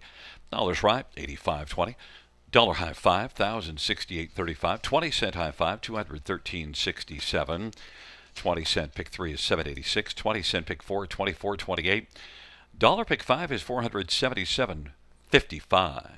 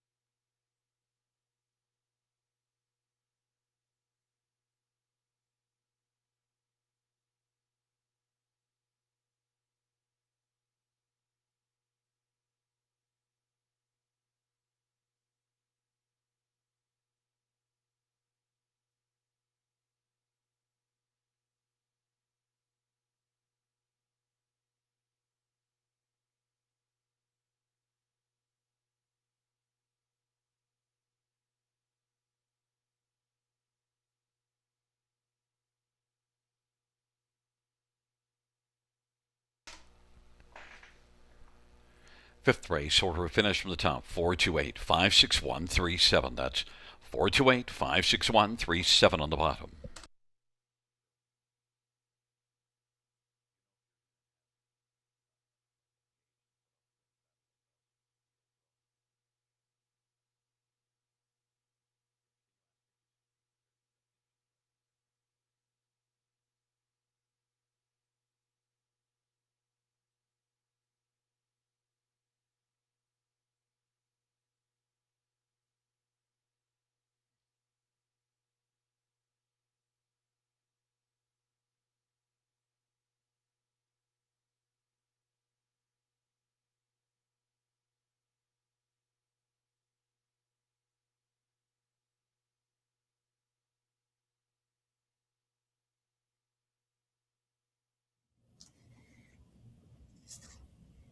Here we go.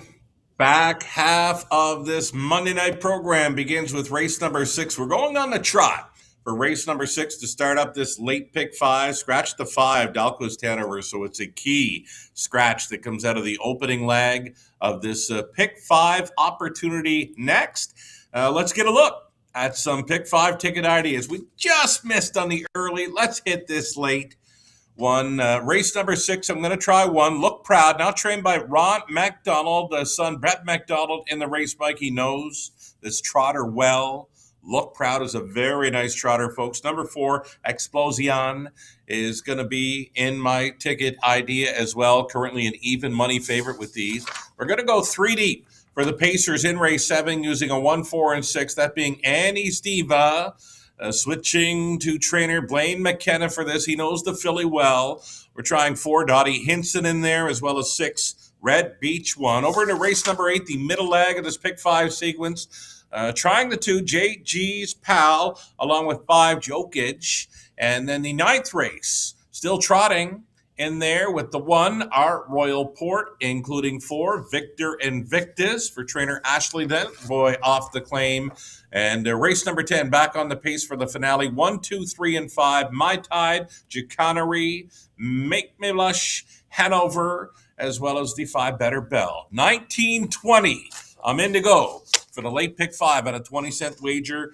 Gary Guy has got a pick 5 ticket idea to go on display as well. Now, Gary's top selection, the opening leg. He's going to try the 2, Cover Band, using 3, Crown Monarch, and the 1, Look Proud. Doesn't have the 4, Explosion on his ticket. Wants nothing to do with the current favorite. And this is the opening leg of the pick 5 play. The 7th race, he's on 2, Same Thing Only Different, as well as 4, Dottie Hinson. Middle leg, 2 and 5, JG's Pal, Jokic. We're on the same page for that one. 9th race, Gary's top pick. He's staying with Victor Invictus, who's been very sharp, now going out for the new barn. Also including 1, Our Royal Port. Gary on the end of the pick 5 play, trying 3, Make Me Lush, Hanover, as well as the 1, My Tide. His favorite price to spend on a pick 5 opportunity is $9.60. That's where he's at for this late pick 5. And one more ticket for our friend of the show, Connolly Ecclestone. What do you got, Connolly? He's got 2, Cover Band, 3, Crown Monarch, starting things up. He's 3 deep for the 7th using Annie's Diva, Same Thing Only Different, as well as 6 Beach, Red Beach 1, the 1, 2, and 6. 8th race, middle leg, 2, 4, 5, JG's Pal, 3rd Time's the Dream, and Jokic. 9th race for Connolly, staying 3 deep in there with the trotters, and on the end of it, he'll try the 1, My Tide, and 3, Make Me Blush, Hanover, $21.60. It'll cost you to play along with the ticket of Connolly Ecclestone. Best of luck playing this late pick 5 at the river.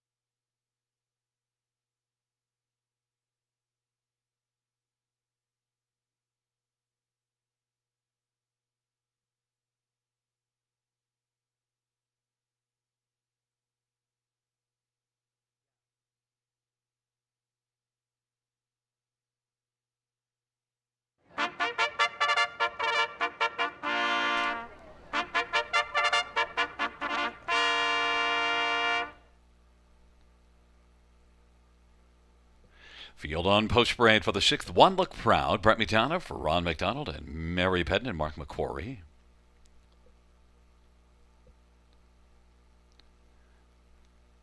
Number 2, Cover Band, Lauren House for Cassidy Schneider, Colonel Schneider Jr. 3 is Crown Monarch, Austin Saray for Gerard Damaris and Michelle Hart and Kerry Cameron and Verinder Gill.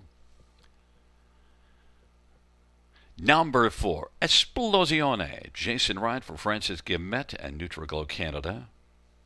5 is scratched. Number 6, Maestro Sister. Semi-failure for Julie Walker. And number 7 is PPE. Brady Golliers, Roy Jeffries, and Ross Benner. Field of 6 with the 5 being scratched. Let's get a look at this field. And Sugar, you know what? When I took down your picks, I only wrote down the picks for the first 5 races, but look at that, how quick I could find it. It's a 5, 4, 1, 6, so of course the 5 is out. Let's look at number 1, Look Proud. Yeah. Look Proud. This is a very nice trotter. Kind of a lightly raced, a 5-year-old gallop son of Looks Like a Chippendale. And he's moving barns. He's going out now for trainer Ron McDonald. His son Brett McDonald knows this trotter well. Brett drove him most of the winter up around London. Look Proud, as mentioned, lightly raced. A 13-time winner, nearing $100,000 in career earnings. When this horse is right, Gary, he can go and, you know what, go and be right there with preferred types. Now, this is not quite a preferred class. It's the backup class for trotters. When he's at his best, he can go with preferreds. He can beat preferred types. So it appears he may have been with the Ron McDonald barn for a couple of weeks. You know what? Right now, the 2 is taking serious action, heavy action, and that's inflating the price on the rest of the field here. You're not going to get 12-1 come post time on the 1 Look Proud, but you will get a great shot with him. Yeah, absolutely. And look, your second choice, my Goomba, is number 4, Esplosione. Capiche? Yeah, I kind of like this horse. He had missed some time. You know, it's 1 month between starts for the 4 horse. We saw him on June 22nd at Grand River Raceway winning in 54-4. And again, he misses a month. He comes back, gets a tightener in, an off-the-board finish 56-2. So I think we can expect a whole lot more from this one this evening. And again, with the 2 horse taking all that early action, the prices are inflated on the rest of the field. These big prices are going to come down, I'm sure. Look at his 2 wins this year. They were explosions, one by 3.5 and one by 12 3/4. So Esplosione is one that could come bouncing back here with a big bang at 25-1. Number 6, Maestro Sealster is one that, well, you think might have a chance in here. Tried to orchestrate a late rally last race, but just never really materialized. But Maestro Sealster, 2 starts back at Hanover, blasted out and raced a lot better and won. Yeah, he's got some pretty good confidence going, but he's not as quick, really, when it comes to mile times. I mean, the fastest mile on his page, maybe the fastest he's ever gone, is 1:57-3 back at Grand River Raceway in mid-June. We've got trotters in here, Gary, that can likely go 55 or 56. So for me, Maestro Sealster, pretty good shot at 3rd or 4th, but for a shot at a victory, I'm not quite sure. Well, Cover Band, the fan thinks this one's going to rock and roll. 1-5 on the board. Not a whole lot of early speed to work with, but a grit grinding type, a closing type. It should be able to stay closer, right? We're down to a field of 6. So Cover Band should fare well with these, but right now, he's just over bet. Yeah, and look, Cover Band does show a bunch of 55s, of 355 and changes recently, all here, and also a 55 and 1 at Mohawk May the 24th. That was actually a really good mile, that particular card. You're right, 1-2 is over bet. You know who I'm surprised, the more I look at it, PPE, yeah, the trailer post last race, but remember that trailer post now back to nose on gate? The 2 previous starts blasted to the front. I think we might have missed the 7 horse. Yeah, well, you know what? Let's make him the best bet on the board right now at 9-2, down to a field of 6. As you mentioned, going from the trailing spot to having his nose on gate, number 7, PPE, is going to get every chance if good enough tonight. Watch for Brady to send him right off the card, and look at the late action coming for him now. 2-1, second choice behind the 1. Yeah, PPE, Brady Golliers is really getting some action. Look Proud now has actually dropped down to being the 8-5, your top pick, and now some money has changed. Cover band. I'm imagining that somebody's taken some money off the table. We knew what was happening there. I alluded to it, just wasn't going to come out and say it. Well, and cover band. Look at 6-1 on the board. I do like this one. Now that is my top pick. And Look Proud is where the money is right now as we look at 2-1. But the money is bouncing around. Look, no long shot in this dash at all. The longest shots on the board are 6-1. All right, let's go. And it's a field of 6 for race number 6. They're entering the backstretch.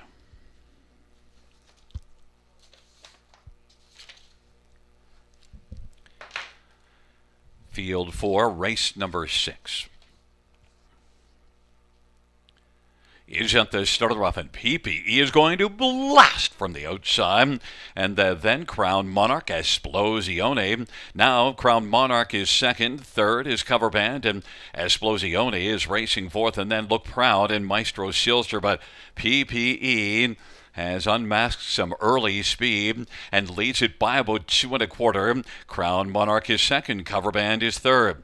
Esplosione has to explode by 3 to win, and then Look Proud second from last. Maestro Silster is trailing the field. PPE and Brady Colliers 27-2 the opening quarter, and PPE is on top. Crown Monarch is racing second, working in front of Cover Band, and Cover Band is going to move and rock and roll on the outside now, coming first over, giving cover to Esplosione. Look Proud as part of the outer flow, and on the inside, Maestro Silster of a 27-2 opening quarter. The field heads up to the half, and sharp right now, PPE. Cover Band on the outside now is moving. Cover Band is coming on the outside to take over second, but still has work to do because PPE is really looking good on top. Crown Monarch is racing position third.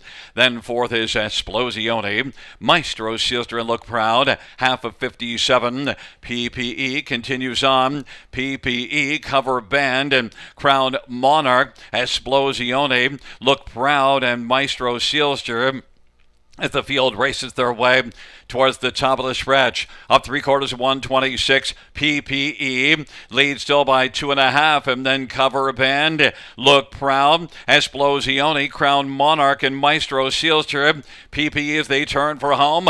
Look Proud on the outside is coming now. PPE and Look Proud. PPE is game on the inside. Look Proud is closing. PPE, Look Proud. PPE is sharp to the finish and is going to win. Look Proud was second. Then it looked like between Cover Band and Esplosione, and a mile of 156-3. I said, I think we overlooked PPE, and you know, PPE blasted to the front. That last start did not like the trailer post, but certainly likes nose on gate. Oh, that angle, Gary. We got talking about that pretty good about 3 weeks ago when it was happening plenty. When a horse leaves from the trailing spot at the Grand River Raceway and then gets his nose back on gate, especially if they got that gate speed to work with. Well, it worked well for PPE. We got talking about this horse pretty good on the end of our commentary there when he was 9-2. We called him the best price on the board. I don't think we got 9-2 come post time, right? 8-5. Drove this one down. But look, he raced like an 8-5 horse should, and you know, the more you look at it, you just realize, Brady's going to send this one down the highway. Yeah, you know what? He rated him pretty good though too, and Look Proud going out for Ron McDonald tonight. That's a big trip for Look Proud. I mean, he was 4 deep for a long ways around that final turn, and he would not let up. He did keep coming on for second. No, and Brady is a sharp driver. Like, he's going to try to get the right fractions. He got the right fractions. And then the horse was alive, kept on going. I mean, Brady's working, but, you know, also PPE really was sharp. Look Proud raced a big mile, and it's just that it really set up for this horse coming off that trailer post with the big gate speed to blast out and try to bomb the field.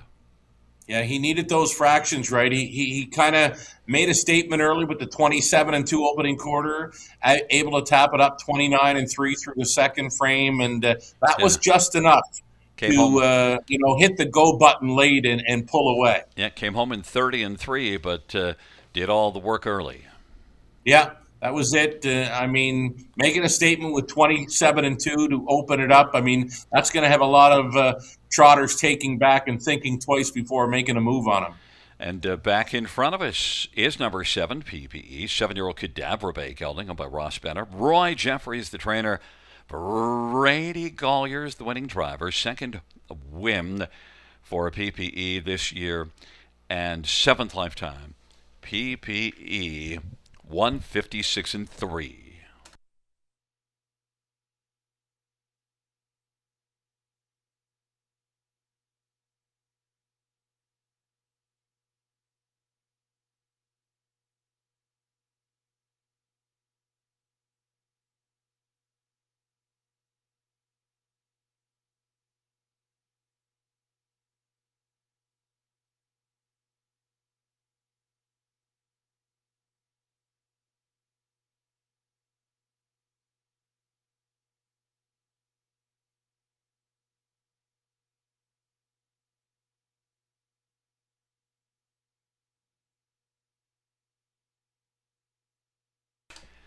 6th race, 7 PPE, $5.50, $3, $2.40, 1, Look Proud, $4, $2.20, and 2, Cover Band, $2.50. $2 exactor, $24.90, dollar try, $32.10, dollar super, $76.70, 20-cent super, $15.34.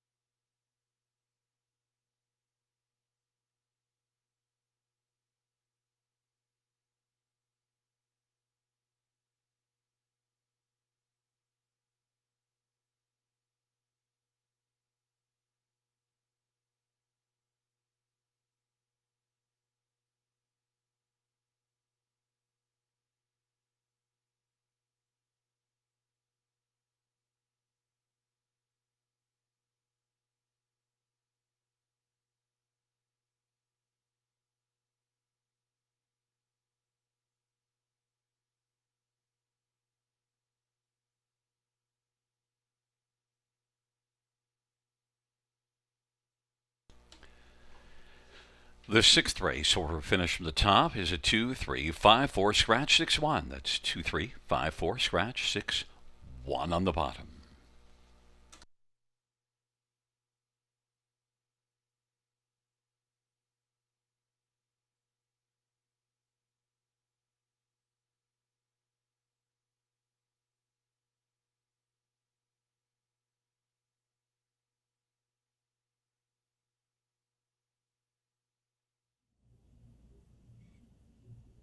4 minutes away. 4 minutes away from race number 7. It's the final four coming up on this Monday evening at Grand River Raceway. We're diving into the late pick four now, and I'm in to go for $9.60 on the 20-cent ticket you're looking at right now. We're going to use Annie Steva racing tonight for trainer Blaine McKenna. Takes over the training duties here. Austin Sori teaming this one for owner Susan McKeegan out of Nova Scotia. Also trying the four Dottie Hinson. It's Guy Gagnon training and driving for Quebec Connections. And number 6, Red Beach 1. Going to make my ticket as well here. Lauren House training and driving, coming in off some pretty good performances over the Sarnia 5/8. Over to race number 8. Using 2 and 5, JG's Pal and Jokic Trotters in race 8. Trotters in the 9th. We're going to try the 1, Art Royal Port, and number 4, Victor Invictus. Was claimed for 20 grand last time out, starting for Ashley Lenvoy tonight with Sam Filion staying on to drive. And on the end of this pick 4 play, we'll go 4 deep with Mai Tai, Chicanery, Make Me Blush Hanover, and Better Bell. It's the 1, 2, 3, and 5 on the end for me on this pick 4 play. Gary Guy, track announcer Gary Guy with his late pick 4 ticket idea. His top selections are in the front spot. Top selection, race 7, number 2, same thing, only different. He also includes 4, Dottie Hinson, the plan B. Over in the top pick is 2, JG's Pal. His plan B is 5, Jokic. Top selection in the 9th for Gary. It's 4, Victor Invictus. And he includes the 1, Our Royal Port as well. And in the finale, he likes the 3, Make Me Blush Hanover, Filion for Blay. That's strong combination for determination. He also tries the 1, My Tide, as his plan B. Only $3.20 if you're in to go with Gary Guy on his late pick 4. And Connolly Ecclestone, he's looking forward to Industry Day. I know that. One of his favorite days of the year at Grand River Raceway. 1 week from today, a matinee. Start time of 1:30 for Industry Day at Grand River Raceway. Connolly for his late pick 4. He's on the 1, 2, and 6 being Annie Steva. Same thing, only different, and Red Beach 1 to start things up. Over to race number 8 for Connolly, the 2, 4, and 5. He's 3 deep again in the 9th with those trotters using Our Royal Port, Baden, and Serenity Cruise. No Victor Invictus for Connolly in the 9th. 10th and final, he's on the 1, My Tide. He's on the 3, Make Me Blush Hanover. Connolly in for $10.80 on a 20-cent late pick 4 play. Good luck.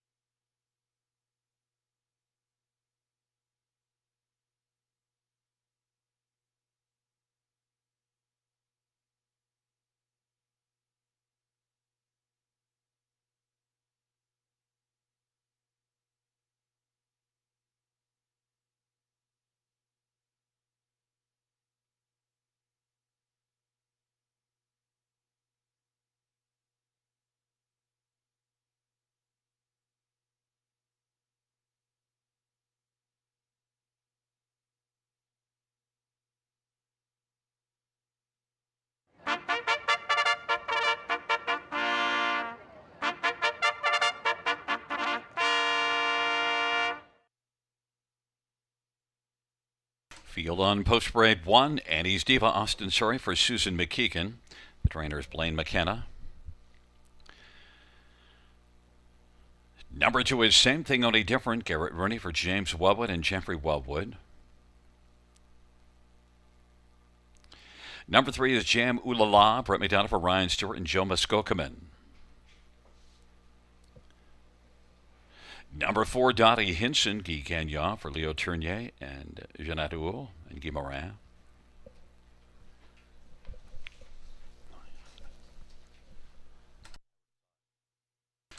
Five is Stampa, Damien McClellan for Ashley Lenvoy and Theodore Davis. Number 6, Red Beach 1, Lauren House for David Omicelli and Zach Cassian. Number 7, Sunflower Hanover, Brady Colliers for Melissa Loyer.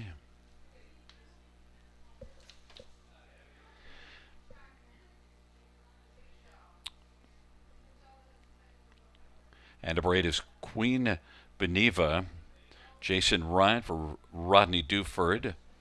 And it's a field of 8 for race number 7. Let's get a look at this field. And, Annie's Diva down on the inside. Got a big win here June the 29th, and then third last amount. So that's your top pick, Sugar.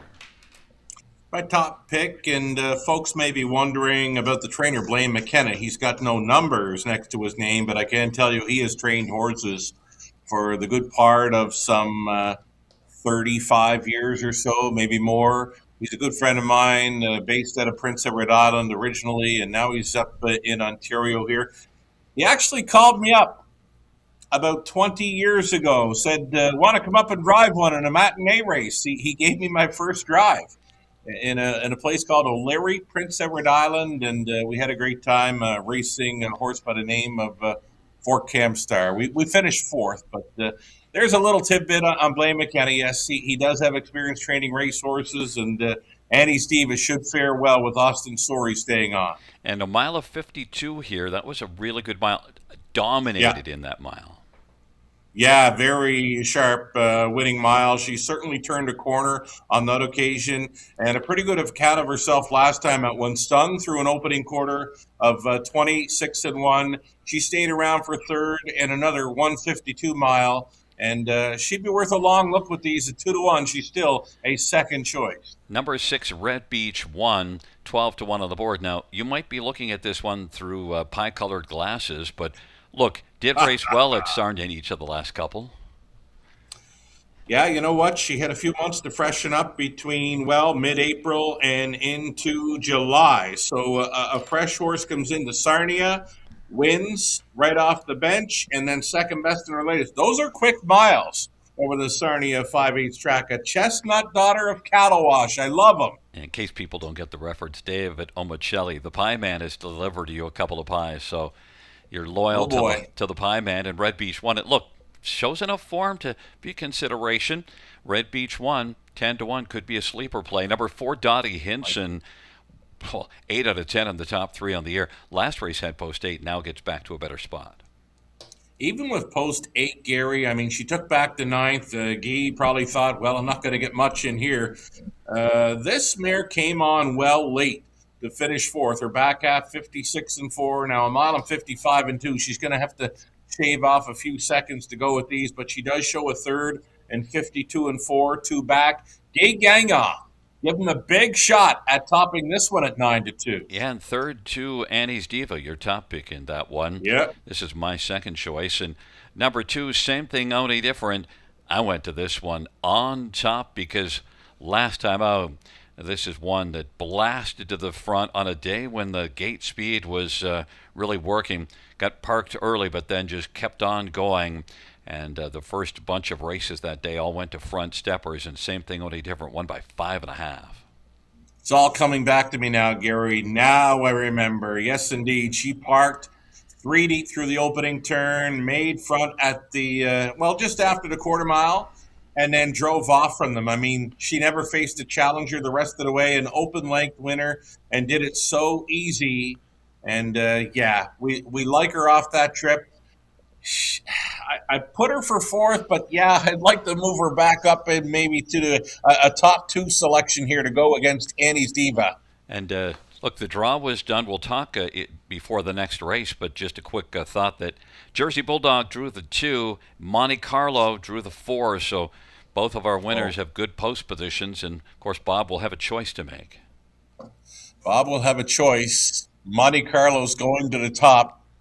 Will be the post time favorite, but yeah, the other one there didn't have to use a lot to win her elimination. So it's setting up for a pretty good final. And that Battle of Waterloo ended up with 9, and we had 10, but one did not enter. So we'll have 8 on the gate and a trailer post of 9. We'll talk about that. Nice. But you know what? First order of business, we got to see if your Annie's Diva can get the job done, or my same thing, only different will do the same thing that she did last time on, only maybe not park 3 wide of the quarter. Let's go. Field 4, race number 7 is at the start of the rough, and Stampa is going to leave with Red Beach 1 and Sunflower ahead of her. Same thing, only different on the inside now is leaving out. Same thing, only different in Red Beach 1, the first couple now. Then Jambu La, Sunflower ahead of her, Annie's Diva. Then it is back to Stampa. Further back is Dottie Hinson. Red Beach 1 at 19-1 has got the lead. Same thing, only different is 4-5 on the board and is racing second. Sunflower ahead of her is third. Still pressing on, and then Jambu La is fourth, and Annie's Diva is fifth right now, middle of the pack as they race up towards us. 26-3 opening quarter, put up by Red Beach 1 at 19-1, but same thing, only different wants to come on now and have the front just like same thing, only different did last week as they raced their way on up towards the half. Same thing, only different leads it. Red Beach 1 is second. Then third along to the inside. As they work into the backstretch, Sunflower ahead of her. There goes Annie's Diva to come first over now. Half 54-3, lively half, and then Dottie Hinson. Jambulala's on the inside, Stampa, and back to Queen Beniva. But it is same thing, only different. 4-5 has got the lead. Racing second, Red Beach 1. Annie's Diva is getting closer. Still has work to do because same thing, only different is freewheeling on top as they race by 3/4 in a sharp time. 3/4 put up by same thing, only different. That lead is at about 3 lengths right now. Red Beach 1, Annie's Diva third, 3/4 123. Dottie Hinson, Sunflower ahead of her, Stampa, Jambu La, and Queen Beniva. Same thing, only different. At the field, turns for home. On down the stretch drive they come. Annie's Diva is taken over second, but same thing, only different is the same as last week. Too good for the field. Same thing, only different is going to win. Annie's Diva's second best, and then it went to Stampa and Jam Ooh La La, 152-1. Same thing, only different. Did it differently this week, but still, it was the same result, Sugar. Yeah, Garrett Rooney taking control in front of the grandstand, right? And ambitious early fractions for these mares. 26-3, 54-3 halftime, and still going strong to 3/4 in 123, and still 29-1 on the end of it. They could not get to. Same thing, only different. Big Trip by Annie's Diva went first up for a long ways and just kept on coming. I believe she's in for the deuce. Yeah, and same thing, only different. On the board, 4-5. Took that pile of money, 52-1. And look, it's just last week showed just how good same thing, only different could be. Blasted out. Hadn't been flashing that gate speed. Flashed it last time out. Got parked early, but boy, this week was more, well, sat second and then just looped around. Yeah, pretty much, right? That's how it went down. I'll tell you one thing. There's one horse that caught my eye that will likely be flying under the radar in their next outing, and that is number 3, J.M. Ooh La La. She was a big number in there, like huge odds, like maybe 45-1 or something like that. Brett McDonald had a ton of horse finishing up this mile, and she just misses for third or fourth, I believe, but I'll be looking for her next time. I'm putting a big circle around the 3, J.M. Ooh La La, for her next time out. Yeah, that J.M. Ooh La La also raced well here. 2 starts back, came flying late after being well back early. Put together a 27-3 and a 27-4 final quarters for a pretty solid back half. And we'll probably see something from J.M. Ooh La La. 45-1. Won't be 45-1 next time out. I mean, here you got two favorites and probably two of the longest shots in the board, rounding out a try and superfecta. These payouts likely come back all right, Gary. Yeah, and same thing, only different. Same as last week. Too good for the field. 3-year-old Sunshine Beach Bay filly, owned by Jeffrey Woolwood and James Woolwood. James Woolwood, the trainer. Third win this season. Fourth win lifetime. Same thing, only different. A new career mark of 152 and 1.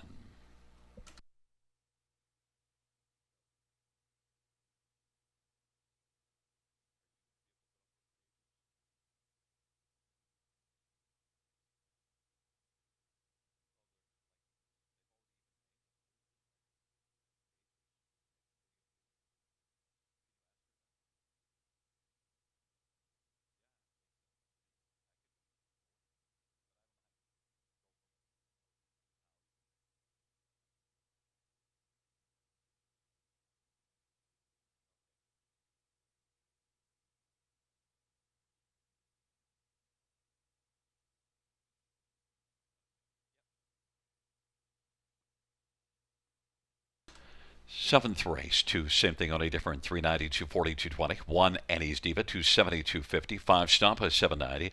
$2 exactor, 780. Dollar try, 61.95. Dollar super, 264.05. 20-cent super, 52.81.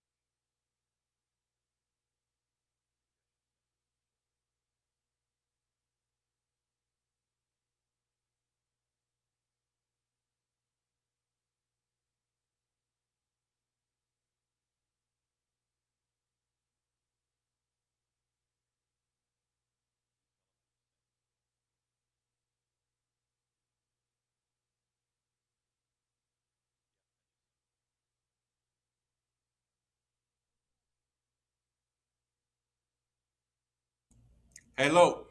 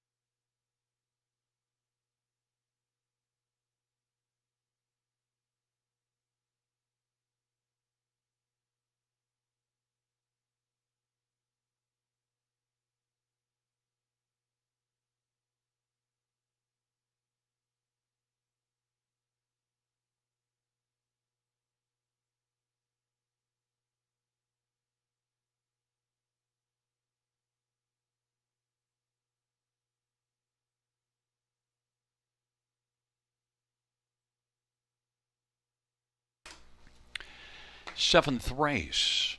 Order of finish from the top is at 214-635-87. That's 214-635-87 on the bottom.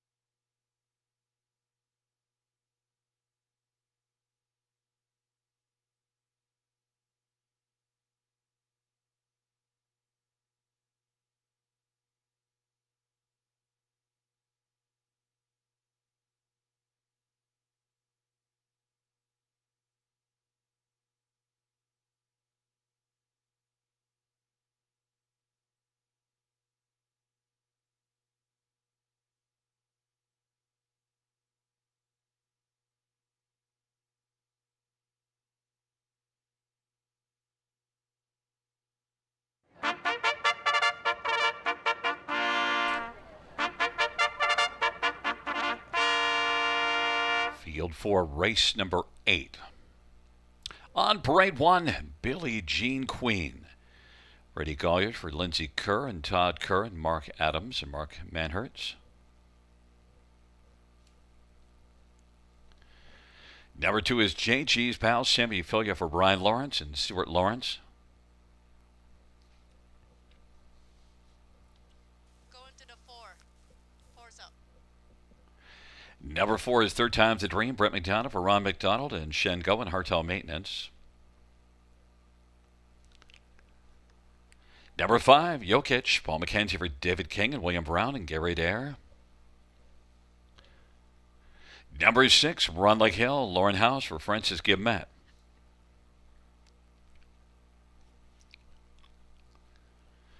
Number 7, Delcrest Brent, Pat Houdon for Laura Toscani and Steve Houdon.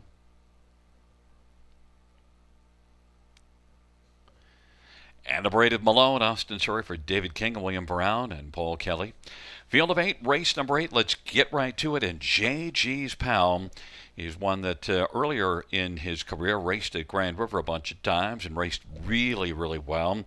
This is one that made a bunch of money last year, and again this year has been okay. Last race was better because kind of fell off form for about 4 starts, but JG's pal got it back rolling. And JG's pal Sammy Filia, Sugar our top pick. Yeah, whatever was troubling in the starts prior to the latest, it seems like he's over it. I mean, that's a big bounce back deuce in the latest after totally missing the board since late May, right? So, very nice turnaround. Trainee of Brian Lawrence with Sam Fillion getting the call. Now, the horse players were wise to JG's pal in his latest. After big double digit odds, he did get some class relief and went away as a heavy favorite last time out, though he would not get the job done. Second best was still a really good move in the right direction, we'll say. Yeah, and he was second in that tougher class May the 31st, and then things went awry. So that drop Yeah. down really probably got him sparked back up. We'll see if he keeps it going. He's only a 5-year-old, and yet he's got 177,000. He was really good here early in his career, I think, as a 3-year-old. JG's pal, 7-5 on the board. Number 5, Jokic. Well, I took this one on top last time out. Everything was looking good, and then the Oh. equipment break. Yeah, I mean, he looked to be doing it so easy. I mean, if you played this fella on top in the latest, you were pretty much on your way to the windows to cash. But you mentioned an equipment malfunction late in the mile. It caused a break and took every chance away to hold on to a victory. He was first, but he was on the gallop, and he was lapped down by a couple, so he get placed right back to fourth. And it was on a night when the front end, this was the 4th race, won the first 3 dashes and bombed the field front enders. It was a really front end bias that night, and Jokic was going right into that front end bias, but unfortunately the equipment said, sorry about your luck here, but we got to let go. Jokic, 9-5. Number 4, Third Time's the Dream, has raced a little bit better for Ron McDonald of late.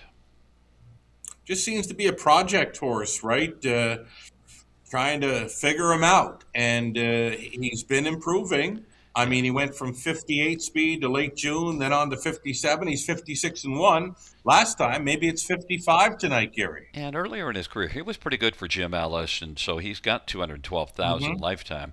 Third Time's the Dream is currently 9-2 on the board. Number 7, Delcrest Brent is one. Earlier in his career, I thought he was going to materialize to be a really good one. Look, 172,000. It's not like he's not a decent horse. I just thought he was going to be more. And you know what? He did race well at Buffalo a couple of starts, and then came here last race, which was just kind of okay at best. Just he's not having a great season for Delcrest Brent. Just 5 top threes in 22 starts and no wins. Right, camera shy in his 2026 season, but that is an improved mile in his latest, where he did finish 5th. His back half is 58 flat. He does clock a mile there in 56-3. So for me, good enough to think that he could be best of the rest. That's why I had him pegged as a super effective player at a big number. You know, a horse that won and romped at Hanover last race, but only in 201, Billie Jean Queen. Neither of us showed any love to the one Billie Jean Queen, so Billie Jean Queen is not our lover. 14-1 on the inside. Yeah, for me, I don't think the speed is there to go with these early, so I think she's going to be. I think she's going to have a hill to climb to find a piece of this one, but she could surprise. The form's pretty good. She's got that confidence-building win in her latest, but this is much tougher foes to take on tonight. And then we just had a shot of a Rackus, and the 14-year-old is kind of saying, like, you're talking about all these horses. I made $833,000 lifetime, and I don't even get a discussion at all? Come on, man. Excellent check getter, just a tougher bunch to deal with here tonight. Yeah, he's starting to get a little long in the tooth. 14-year-old campaign, but he's still got 5 wins this year, had 11 last year, and he's got 69 lifetime. He'd love to get a 70th here, and it would be at a price. He's 25-1. It's a field of 8 for race number 8.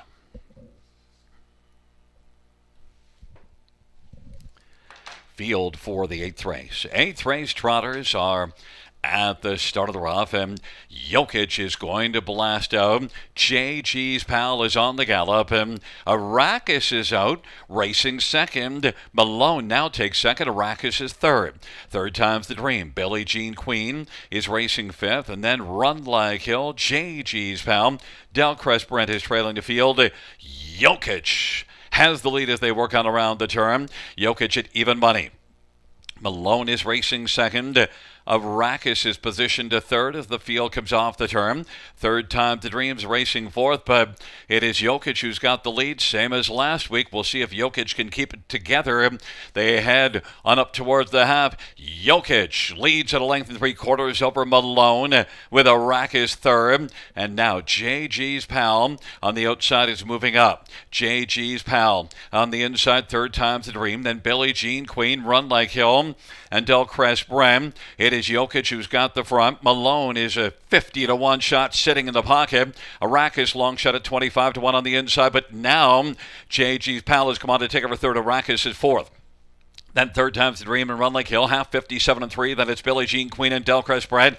Jokic has got the lead, but JG's pal is moving up and wants to try to pal around with Jokic, but Jokic says, I don't need any friends. I'm getting away on you, and leads it by about 2 1/4. On the outside, JG's pal. From the backfield, Billie Jean Queen is moving up, and then Malone. Billie Jean Queen is fourth in closing, and then Arrakis and Run Like Hill, but it is Jokic who's got the lead as they turn for home. Jokic, Delcrest Brem, JG's pal, Billie Jean Queen. Jokic on down the stretch drive. As long as the equipment holds now, it's going to cruise. And it is Jokic who's going to win. Jokic bounces up and scores in front of JG's pal, Billie Jean Queen and Malone. 156 flat Jokic. The equipment was fine. The horse was even finer. And it was a front-end win for Jokic and Paul McKenzie Sugar. Did it quite easy, right? Paul McKenzie sitting very comfortable in the bike. And, well, Paul was pretty comfortable last time out. It's just the equipment let them down for the latest start where he was first in place fourth. But nothing like that happening here tonight. He was good to go. A 156 flat easy winner. Nice recovery after a brief break early for JG's pal to salvage second. Yeah, and look, he's made some money in his life, $204,000 Jokic, and look, the equipment not his fault, but I'm sure, Paul, it was on his mind. Yeah, true enough. I mean, he pretty much was going along the same way he did last week. I mean, he looked to be getting the job done quite easily last week, just rolling off stride prior to the finish. Paul wasn't making too many moves through the stretch. He was pretty much a statue. He said, okay, Jokic, let's do this thing. And then the judges reviewing the break of two, JG's pal. But look Right. at Jokic, I mean, just, boy, if you remember how well he looked last week, how good he looked last week, you could have come back to him. And we both took this one for second, like JG's pal. They will be reviewing that. JG's pal finishes second. Billie Jean Queen, we didn't show any love to Billie Jean Queen, but made a big move. No. And you know what? Kind of caught our attention that this one, you know, we were looking at the times and maybe thinking, I don't think Billie Jean Queen can go with these. Well, she wasn't our lover because we didn't love her back. I didn't see it really. 56. That's dropping 4 and 5 seconds over any of the recent miles. I mean, she's been on the 5/8 down at Sarnia through the month of June, where she was clocking trips in 59 and 2 minutes. Well, she's trotting there tonight in 56 and a bit after a big wide move late. So props for Billie Jean Queen.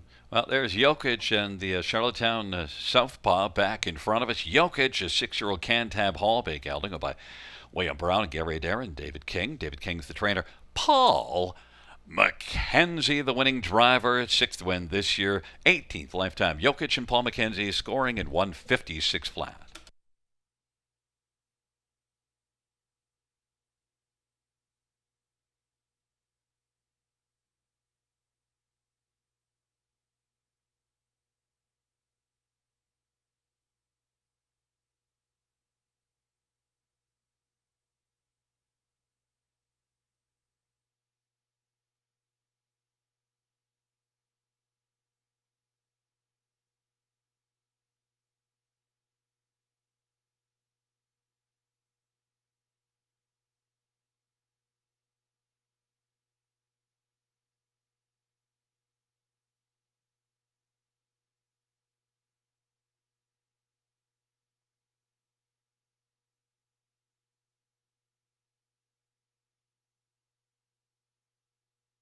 Fans note the judges ruling there were no violations by number 2 JG's pal, the inquirer Sal McGuave.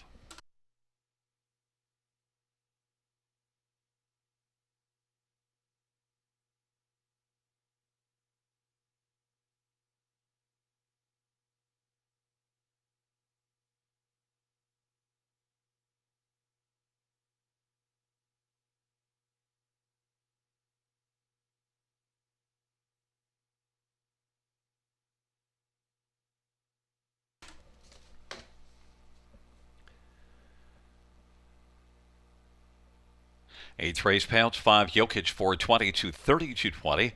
2 JG's pal 250 241. Billie Jean Queen 610.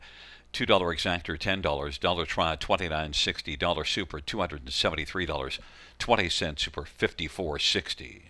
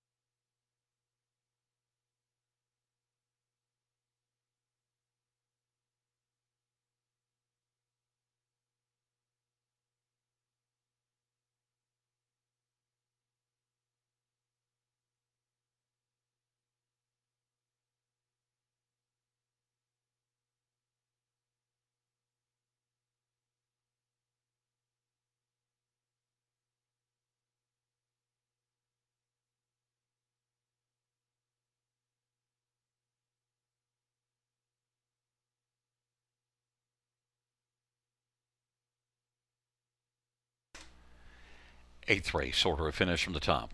Is it 326-518-74 on the bottom? That is 326-518-74 on the bottom. Ninth dash is up next. And fans, earlier this evening we had the Battle of the Bells eliminations. We also do have the Battle of Waterloo draw as well. And those will both, of course, be on next Monday, as we have a post time of 12:30 p.m. next Monday for Industry Day, featuring the Battle of Waterloo and the Battle of the Bells. We did the draws. We'll have them up on your screen in just a matter of a few seconds, and we're going to bring in Sugar Doyle as well to talk about them. So we'll pop up Sugar with one of these two, and there it is. There's the Battle of Waterloo. And, you know, one thing I noticed looking at it, the Battle of Waterloo, Greg McNair has 3 of his in there. Drew the 4, 5, and 6. You liked being in behind the gate. So C-Script, Will Farrow, and the Swooper are all trained by Greg McNair. Isn't that something? Eh? He gets a third of the field when going for over $200,000. The purse reading $205,000. Now, I do like one of the McNair trainees. I do like number 6, the Swooper. Now, the Swooper is what I'm going to back as a top 3 play in there. And we do have it listed right now. James McDonald on the Swooper. Doug McNair is on the 4C script, and Jason Ryan in between those two. Wow. Yeah. And down on the inside, that's Jonathan Drury and Go-Go Gadget and Ball Davies. Right. Driving and training wheels up. No More X's is Travis Henry. And then on the outside of those 3 McNairs are Stampede, Trevor Henry. And then Calm Before Storm, J.R. Plott, and Slick Draw. And Steve Houdon drives and trains that one as well. So that's the Battle of Waterloo. We also saw the Battle of the Bells, the eliminations earlier, and it was pretty interesting. You know, one thing I noticed also about the Battle of the Bells is 6 daughters of cattle wash out of the 9 in the field. Isn't that something? He is a standout sire in North America. I mean, our London Classic yearling sale team made a visit down to Terra Hill Stud Limited last week, and we got up close and personal with their sires, and one of them being, of course, Cattle Wash. He is such a champ in the field. He was a champ on the racetrack, and now he's putting some really, really nice colts and fillies out there, and yeah, it's going to be quite a day for the signature racing events of Grand River Raceway. Lots of cattle washes in there, lots of Bulldog Hanovers, and many more. You know what? Monte Carlo, we mentioned it tonight. There's never a sure thing in the horse race, but the sure thing for this Battle of the Bells is that Monte Carlo will for sure be a heavy favorite in there, leaving right behind the car. Yeah, and even though Monte Carlo paced in 52 and Jersey Bulldog 51-4, I think you had to watch them. You're a big fan of looking at the replays, and of course those replays will be accessible. We did also note Silk Lace out of that first division. Yeah. It drew a little more poorly, but look, Silk Lace is a closer, so maybe it won't matter all that much. You just need to be somewhat into the middle of the pack, and Silk Lace could get a big chunk. Yeah, I thought my top 3 would look like a 4, 2, and 7. I mean, I want the elimination winners, and then I want Silk Lace for the way she finished up. Again, she was pacing out of her skin through the stretch into the mile. Jody's on a big high right now after winning the National Driving Championship yesterday, representing Canada next season at the World. So Jody, when he's zoned in, man, he's tough to beat in big races. And, well, he's got his work cut out for him there, but love the way Silk Lace completed her mile tonight. Well, Jody's also listed on Cattle Bell and Rhymes with Regina, along with Silk Lace. So listed on 3. Wow. You know, also Greg McNair gets 2 into this one as well, because Ace and 10 did a lot of the heavy lifting before giving it up late, but also Cupcakes on Tuesday. So there's 2 McNairs as well. So that's just a look at it. We've got the post positions for both the Battle of the Bells and the Battle of Waterloo. And you know what? The horses are heading out from the paddock. All right, sounds good.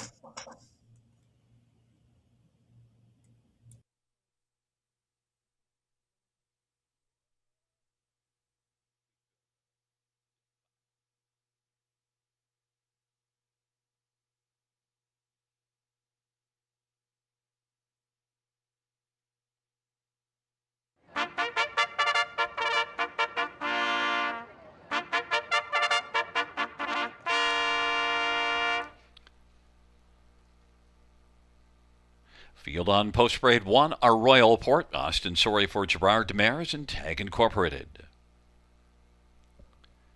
Number 2, Baden Baden, Jay Harris for Duncan Brewer and Randall Urquhart and Steve Deedy. 3 is Peso Hanover, Scotty Culver, Ken Middleton Jr. and Dante Sindori and James Grant. Number 4, Victor Invictus. 3 claims entered. Sammy Philly for Ashley Lenvoy and Robert and Ronald Woodburn.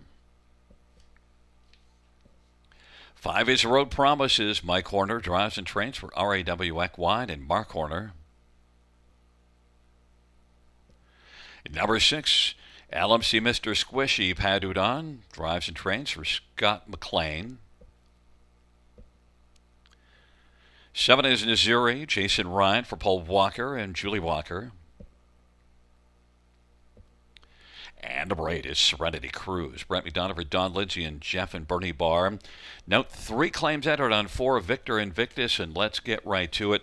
Victor Invictus did get beaten last time out, but boy, not without putting up a huge effort. Beaten by the very unbelievably classy Locatelli. But boy, Victor Invictus been 3 claims in here. Obviously, has just been doing some outstanding work. Yeah, he went over to the barn of Jamie Copley for 4 starts. He was a winner 3 times and a runner-up finisher once. Before that, he was with trainer Ashley Lenvoy, and he was showing some pretty good form, and that would instigate the claim back in June 22nd for 20 grand. Well, Ashley claims him back in the latest for the same price tag of $20,000. The thing is, Gary, first up forever, last time out. I mean, did they empty the tank on him that night? I mean, how's he going to come back for this one? Well, he does look really good here, and Sam Filion does stay on the drive. Yeah, he's even money currently, but, anytime a horse goes a big one like that, like every step of the way and still managing second and 55, I mean, for me, that's a 53-mile. He trotted last time out, and he might feel that one a little bit if he gets pressured in this one. There's a classy one on the inside in our Royal Port. Now, it doesn't have quite the class of Victor Invictus, but getting close to the $250,000 mark. Just a 7-year-old. Victor is 10. Our Royal Port raced pretty darn well last time out against the likes of Veracruz and the Fixer in the preferred class. Right, our Royal Port, a handsome son of Archangel here, going out for Gerard Demers, Austin Sorey, Tag Farm of Quebec, the ownership group, and strong combination, right? And this fella looks great. I mean, he might bring his best tonight, and like I said, Victor Invictus, after that big trip, he had to go last time out to salvage a deuce. I mean, any pressure at all could make him vulnerable with this bunch. Boy, when they went through the car wash with him, they added extra wax because he is plenty shiny. Oh, he's looking great. I love him. Our Royal Port. How about number 2, Baden Baden? Jay Harris for Duncan Brewer, one that got a couple wins on the year, and last time out actually in the preferred class was right in behind our Royal Port. I don't mind that trip at all, up against preferred types, so a little bit of class relief here. Jay Harris stays on the drive. Just put him up close, nice and snug, near the lead. He sat 3 last time out, was back in 5th at 3/4, came back to finish 4th. A pretty good back half and a pretty good mile, 56-1, but he is capable of going a little better than that, I think. He's more than capable of showing us a 55-mile tonight. The price is right. I like this 11-1 value. I think you want to include him in your tries and superfected. Well, look back June the 8th, Baden Baden, in a preferred class from post position 7 at 76-1, won by a length and 3/4. Yeah, I mean, he shows he can go with these. He shows he could beat these at a big number. And tonight you're getting 11-1, and the confidence, not bad. A 4th best against some very nice trotters last time out. Pretty much the same group here tonight. Let's get a 3rd or 4th again. Now listen, we have to talk about number 3, Peso Hanover, because the announcers union mandates that we always talk about membership of horses, and Sure. Ken Middleton Jr. training this one, and this is one that made a break last time out in a preferred class. But still, you look down the page and you see enough form. This is one that raced here to a third, June the 29th, from off the pace in 55 and 2, came flying home in 27 and 4. Yeah, that mile kind of pops off the page, right? June 29th, 7th to 3rd through the final half, 27 and 4. We don't see pacers flash 27 speed a lot of the time here at Grand River Raceway. This is a trotter. So there is a big motor under the hood of number 3 Peso Hanover. Give him a look here at 7 to 2. And making a shoot change, I guess that's related to that break. So Okay. Peso Hanover, an equipment Barefoot up adjustment. front from aluminum. Yeah, so maybe that's part of the story, but nonetheless, it's an interesting inside bunch and a full field of 8 with some serious credentials. A field of 8 trotters into the backstretch, gathering speed.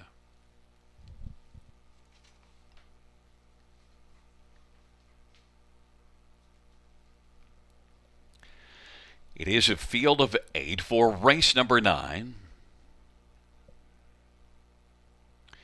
Field for the 9th dash is at the start of the rough, and LMC Mr. Squishy, Serenity Cruise, Our Royal Port, ships out alertly from the inside. Our Royal Port, Serenity Cruise, Victor Invictus is third in the early action, then Baden, and LMC Mr. Squishy. Then it's Peso Hanover, who's trotting through on the inside to take fifth now. Then LMC Mr. Squishy, trailing pair, Road Promises and Aziri. Serenity Cruise at 50 to 1's got the lead. Our Royal Port is racing second, 27 opening quarter, and they raced their way off the turn, and Our Royal Port now took out from the pocket and claims the lead from Serenity Cruise as they race their way on past us. And then third, Baden, and now up and driving.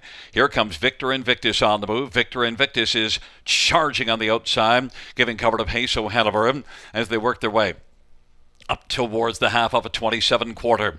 Our Royal Port's got the lead. Victor Invictus steadily gaining ground to the outside. Serenity Cruise on the inside. Long Shot is still second, though. Victor Invictus outside third, 2 off the lead. Racing for Baden. And on the outside, Peso Hanover is right on the back of Victor Invictus, but it is Our Royal Port off 56 and 2 halftime, leading by a couple of lengths. The trailing 3 right now, Missouri, LMC Mr. Squishy, and then back to Road Promises, but it is Our Royal Port still leading, and Victor Invictus is second. On the outside, Peso Hanover tries to take third from Serenity Cruise, and on the inside, fifth, Baden. Then it is Missouri, and then it is Road Promises, LMC Mr. Squishy, but Our Royal Port continues. Our Royal Port, Victor Invictus. Our Royal Port and Austin Sorry still sitting still on the bike, but might have to get busy now because Victor Invictus is coming to calm. It is Our Royal Port and Victor Invictus as they come on down the stretch drive. Victor Invictus and Our Royal Port, they are going to battle to the finish, but Victor Invictus comes on by. Our Royal Port second, third. Missouri off stride at the finish was Peso Hanover, and then it was Baden, 155 and 4. Peso Hanover off stride at the finish, but Victor Invictus adds another victory, 8th win on the year for Victor Invictus, and looked good. Oh, he's an amazing animal, Gary. Like I mentioned prior to the race, anytime there's a horse parked first up forever and, pretty much emptying the tank, and the latest to be second in 55. We mentioned maybe a 53 mile, really, when you figure parked out with no cover. You have to allow a bit of time for that. But for him to come right back like this and score, I mean, what a really nice 10-year-old son of Cadabra. 8th victory on the season, back to the barn of Ashley Lenvoy, and now he's set to pose for another winner's circle photo with Sam Fillion on board. I mean, Our Royal Port, he looked so good on parade. He looked like a winner going into the final turn, but Victor Invictus somehow finds a way. Yeah, and then Peso Hanover, the Claverson will go up and clearly has a bit of a foot issue. Changed the equipment, trying to go barefoot to see if we can keep Peso Hanover together. Was good for a little more than 7/8 of a mile. Was going to get a good chunk, but probably going to finish third. Yeah, was probably going to finish third. Now he's fourth and likely placing a fifth or sixth here because he appeared to be lapped on while off stride at the finish. It likely comes down to a 4-1-7-2 here when it's all said and done. Yeah, and look, we thought it was between the 4 and 1. when they turned for home, it was between the 4 and 1. But Victor Invictus right now is just too much puppy. He is too, and just he's like a young horse. I mean, he's 10 years of age, but you'd never know it. The way he did his last mile and the way he looks tonight coming back, he still looks fresh. Yeah. So the inquiry does pertain to 3 Peso Hanover, but the only inquiry into Victor Invictus is who will be getting this one off of the claim. 3 claims were entered, Oh, that's and right. yeah, and we'll see. But I don't happen to know because I make a point of not wanting to know so I don't accidentally say something. I can't say what I don't know. Although oftentimes it doesn't stop me. Number 4, Victor Invictus, 10-year-old Cadabra Bay gelding, owned by Robert and Ron Woodburn, Ashley Lenvoy, the trainer, Sammy Filia, the winning driver. 8th win for Victor Invictus this season, 27th lifetime. Mile of 155 and 4.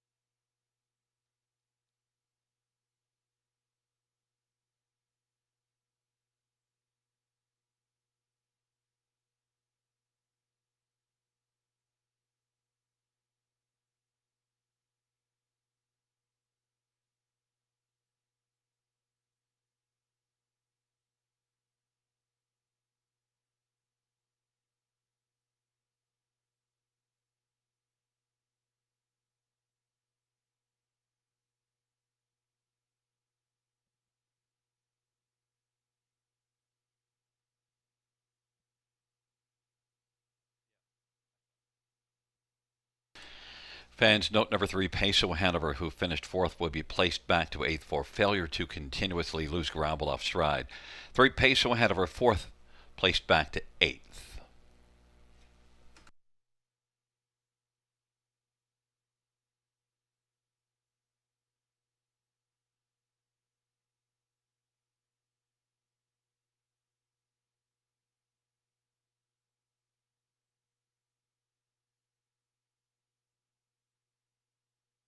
Note the new top 4 is 4172. The inquiry sign is off.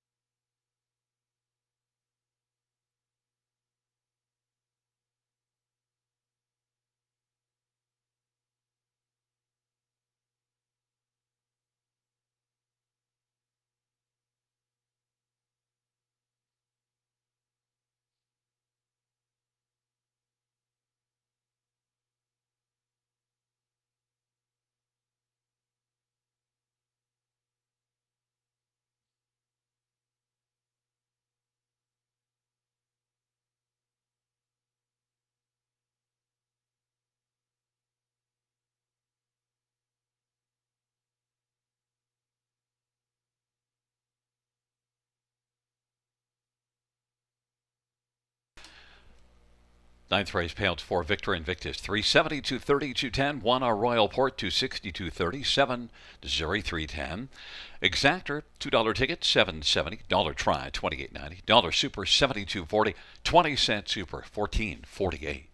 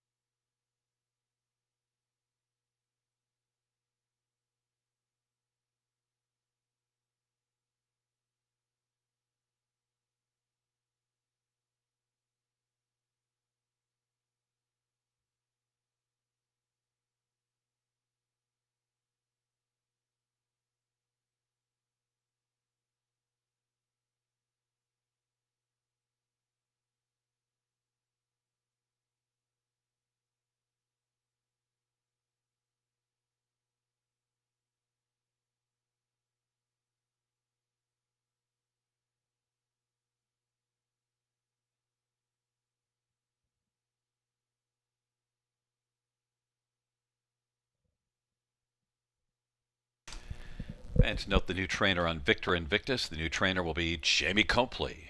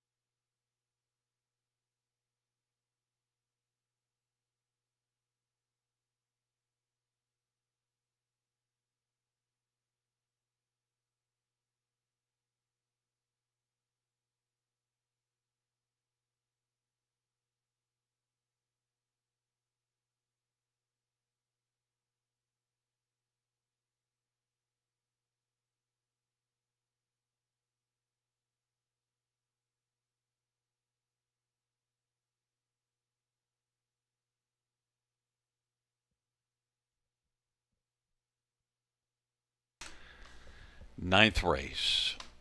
Order of finish from the top: 2, 5 place 4, 4 place 8, 1, 7 place 6, 8 place 7, 3, 6 place 5.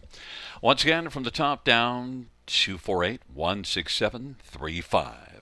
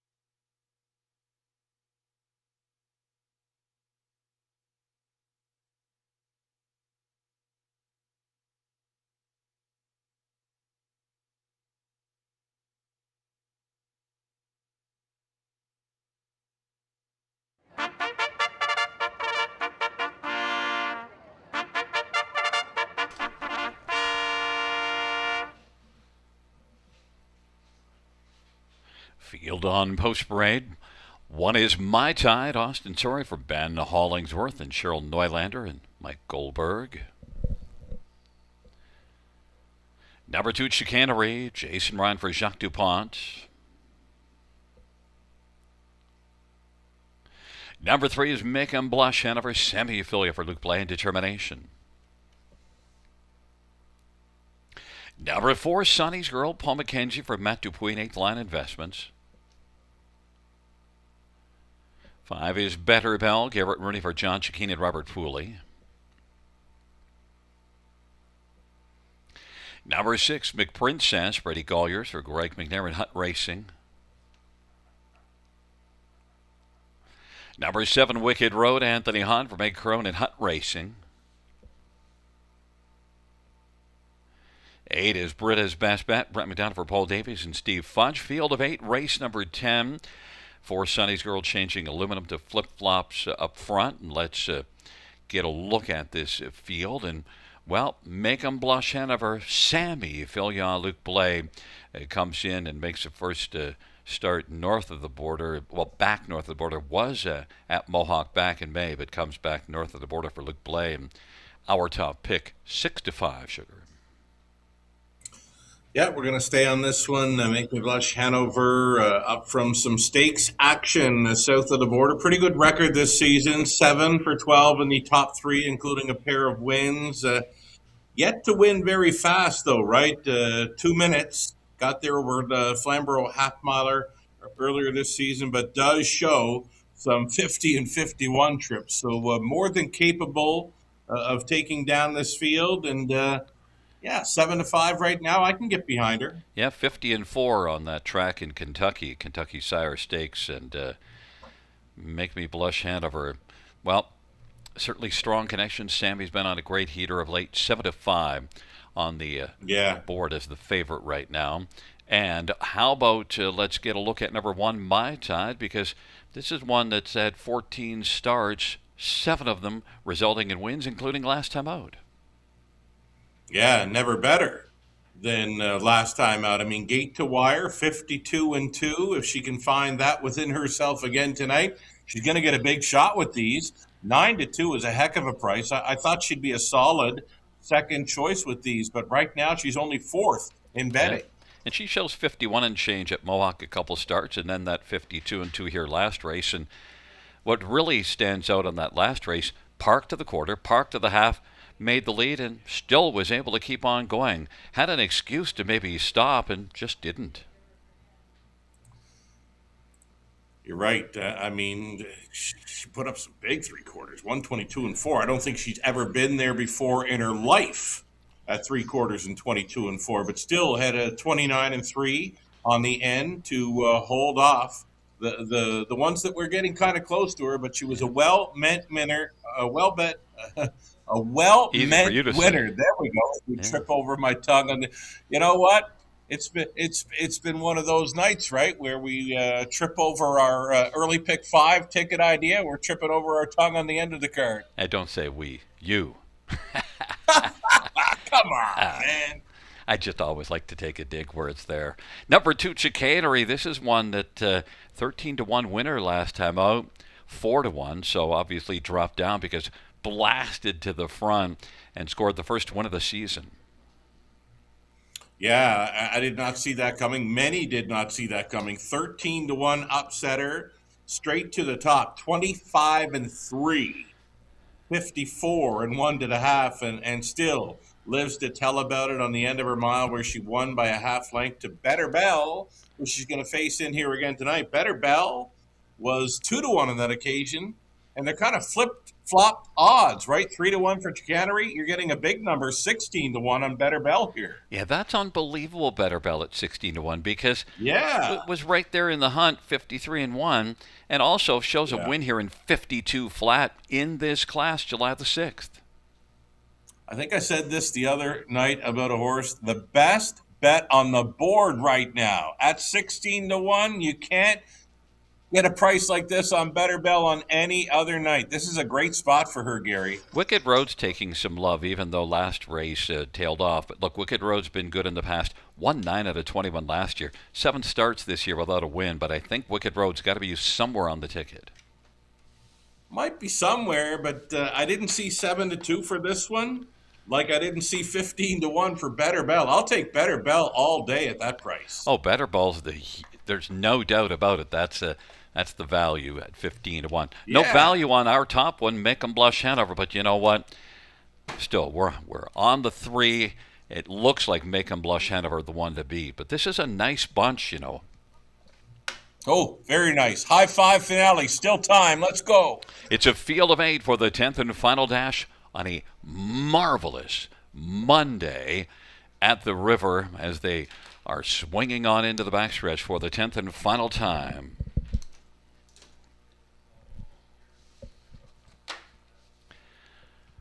Field for the 10th race. All in position.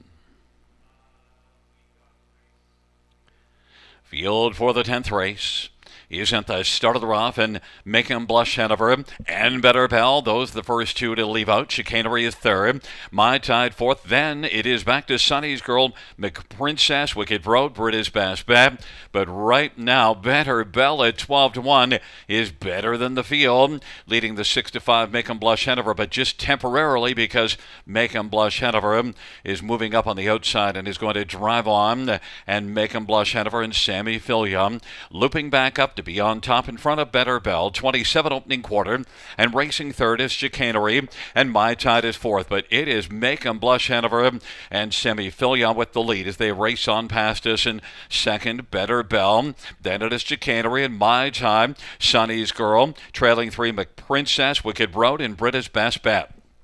Of a 27 opening quarter. Make 'em Blush Hanover leading by a length and a half as they work their way on into the backstretch. Better Bell is getting a great trip. Sonny's Girl is shining on the outside. First up, 3rd. Chicanery is locked down to the inside. 4th in front of McPrincess. And then My Tide, Wicked Road, and British Best Bet. But Make 'em Blush Hanover of a half of 55-3. Put up a 28-3 second panel and keeps on trucking. Leads by 2. Better Bell couldn't get a better trip, but still has work to do. Sonny's Girl is racing 3rd. Chicanery is 4th, and then it is McPrincess to the outside. My Tide on the inside, trailing pair Wicked Road and British Best Bet. Make 'em Blush Hanover leads by about 2.5 lengths over Better Bell. Then Sonny's Girl and Chicanery as they turn from, and then My Tide on down the stretch front they come. Make 'em Blush Hanover just keeps on. Make 'em Blush Hanover is going to win it. Then Better Bell will finish 2nd. Then 3rd, 3 across the track for 3rd. It looked like maybe My Tide up on the wide side against Chicanery and British Best Bet on the inside. Mile of 152-2. Make 'em Blush Hanover went down on the board to, I believe it is 6-5 Sugar, but boy, raced like a 6-5 horse should. Oh, for sure. I mean, she finally gets a well-deserved mark, right? She's been race timed in 50-2. She does show plenty of 51 speed throughout her card, and now she's going to go home with a new speed badge of 152-2 tonight. A well-meant winner for trainer Luc Blais, owner's determination out of Quebec, and it's Sam Fillion on board with this winning drive. Make Me Blush Hanover and Better Bell, who we talked up there, second best at 12-1. Yeah, and Make 'em Blush Hanover has a season's mark of 2 minutes. She wanted that wiped off the page. She wanted to put up something that's more representative of her ability. Yeah, exactly. She's a big daughter of Captain Treacherous. When she took control, I mean, it was over for the rest. They were only racing for 2nd in there. And again, great to see a really, really nice filly go home with a new mark. It's like you said, 58 qualifying mark, 2 minutes over Flamborough this season, but we all knew she could go much quicker. Yeah, and then the 12-1 on Better Bell, as you mentioned, was better than the rest. There's 3 across the track for 3rd between the 1, 2, and 8. I thought maybe it was the one My Tide. Then when I saw the footage, you know what? Why don't we just wait for them to put it up? Well, you know what? Actually, I got it right by accident. 1, 2, 8. Sugar, have yourself a great Tuesday and study it up. We'll be back to do it again on Wednesday. Sounds great. Wonderful job. Back in front of us is number 3, Make 'em Blush Hanover. Make 'em Blush Hanover is a 3-year-old Captain Treacherous Bay filly, but determination, trained by Luke Blay. Sammy Filia, the winning driver. It's the 3rd win this year for Make 'em Blush Hanover, and 3rd lifetime mile of 1:52.2, a new lifetime best.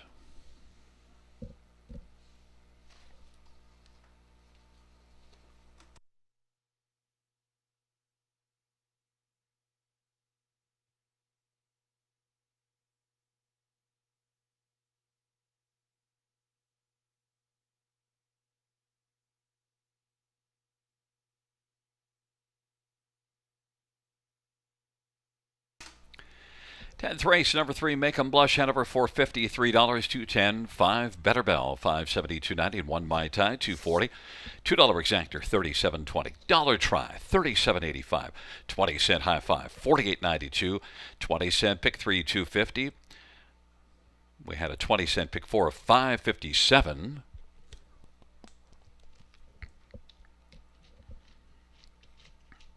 And we had a Pick 5, 20-cent Pick 5, $43.62.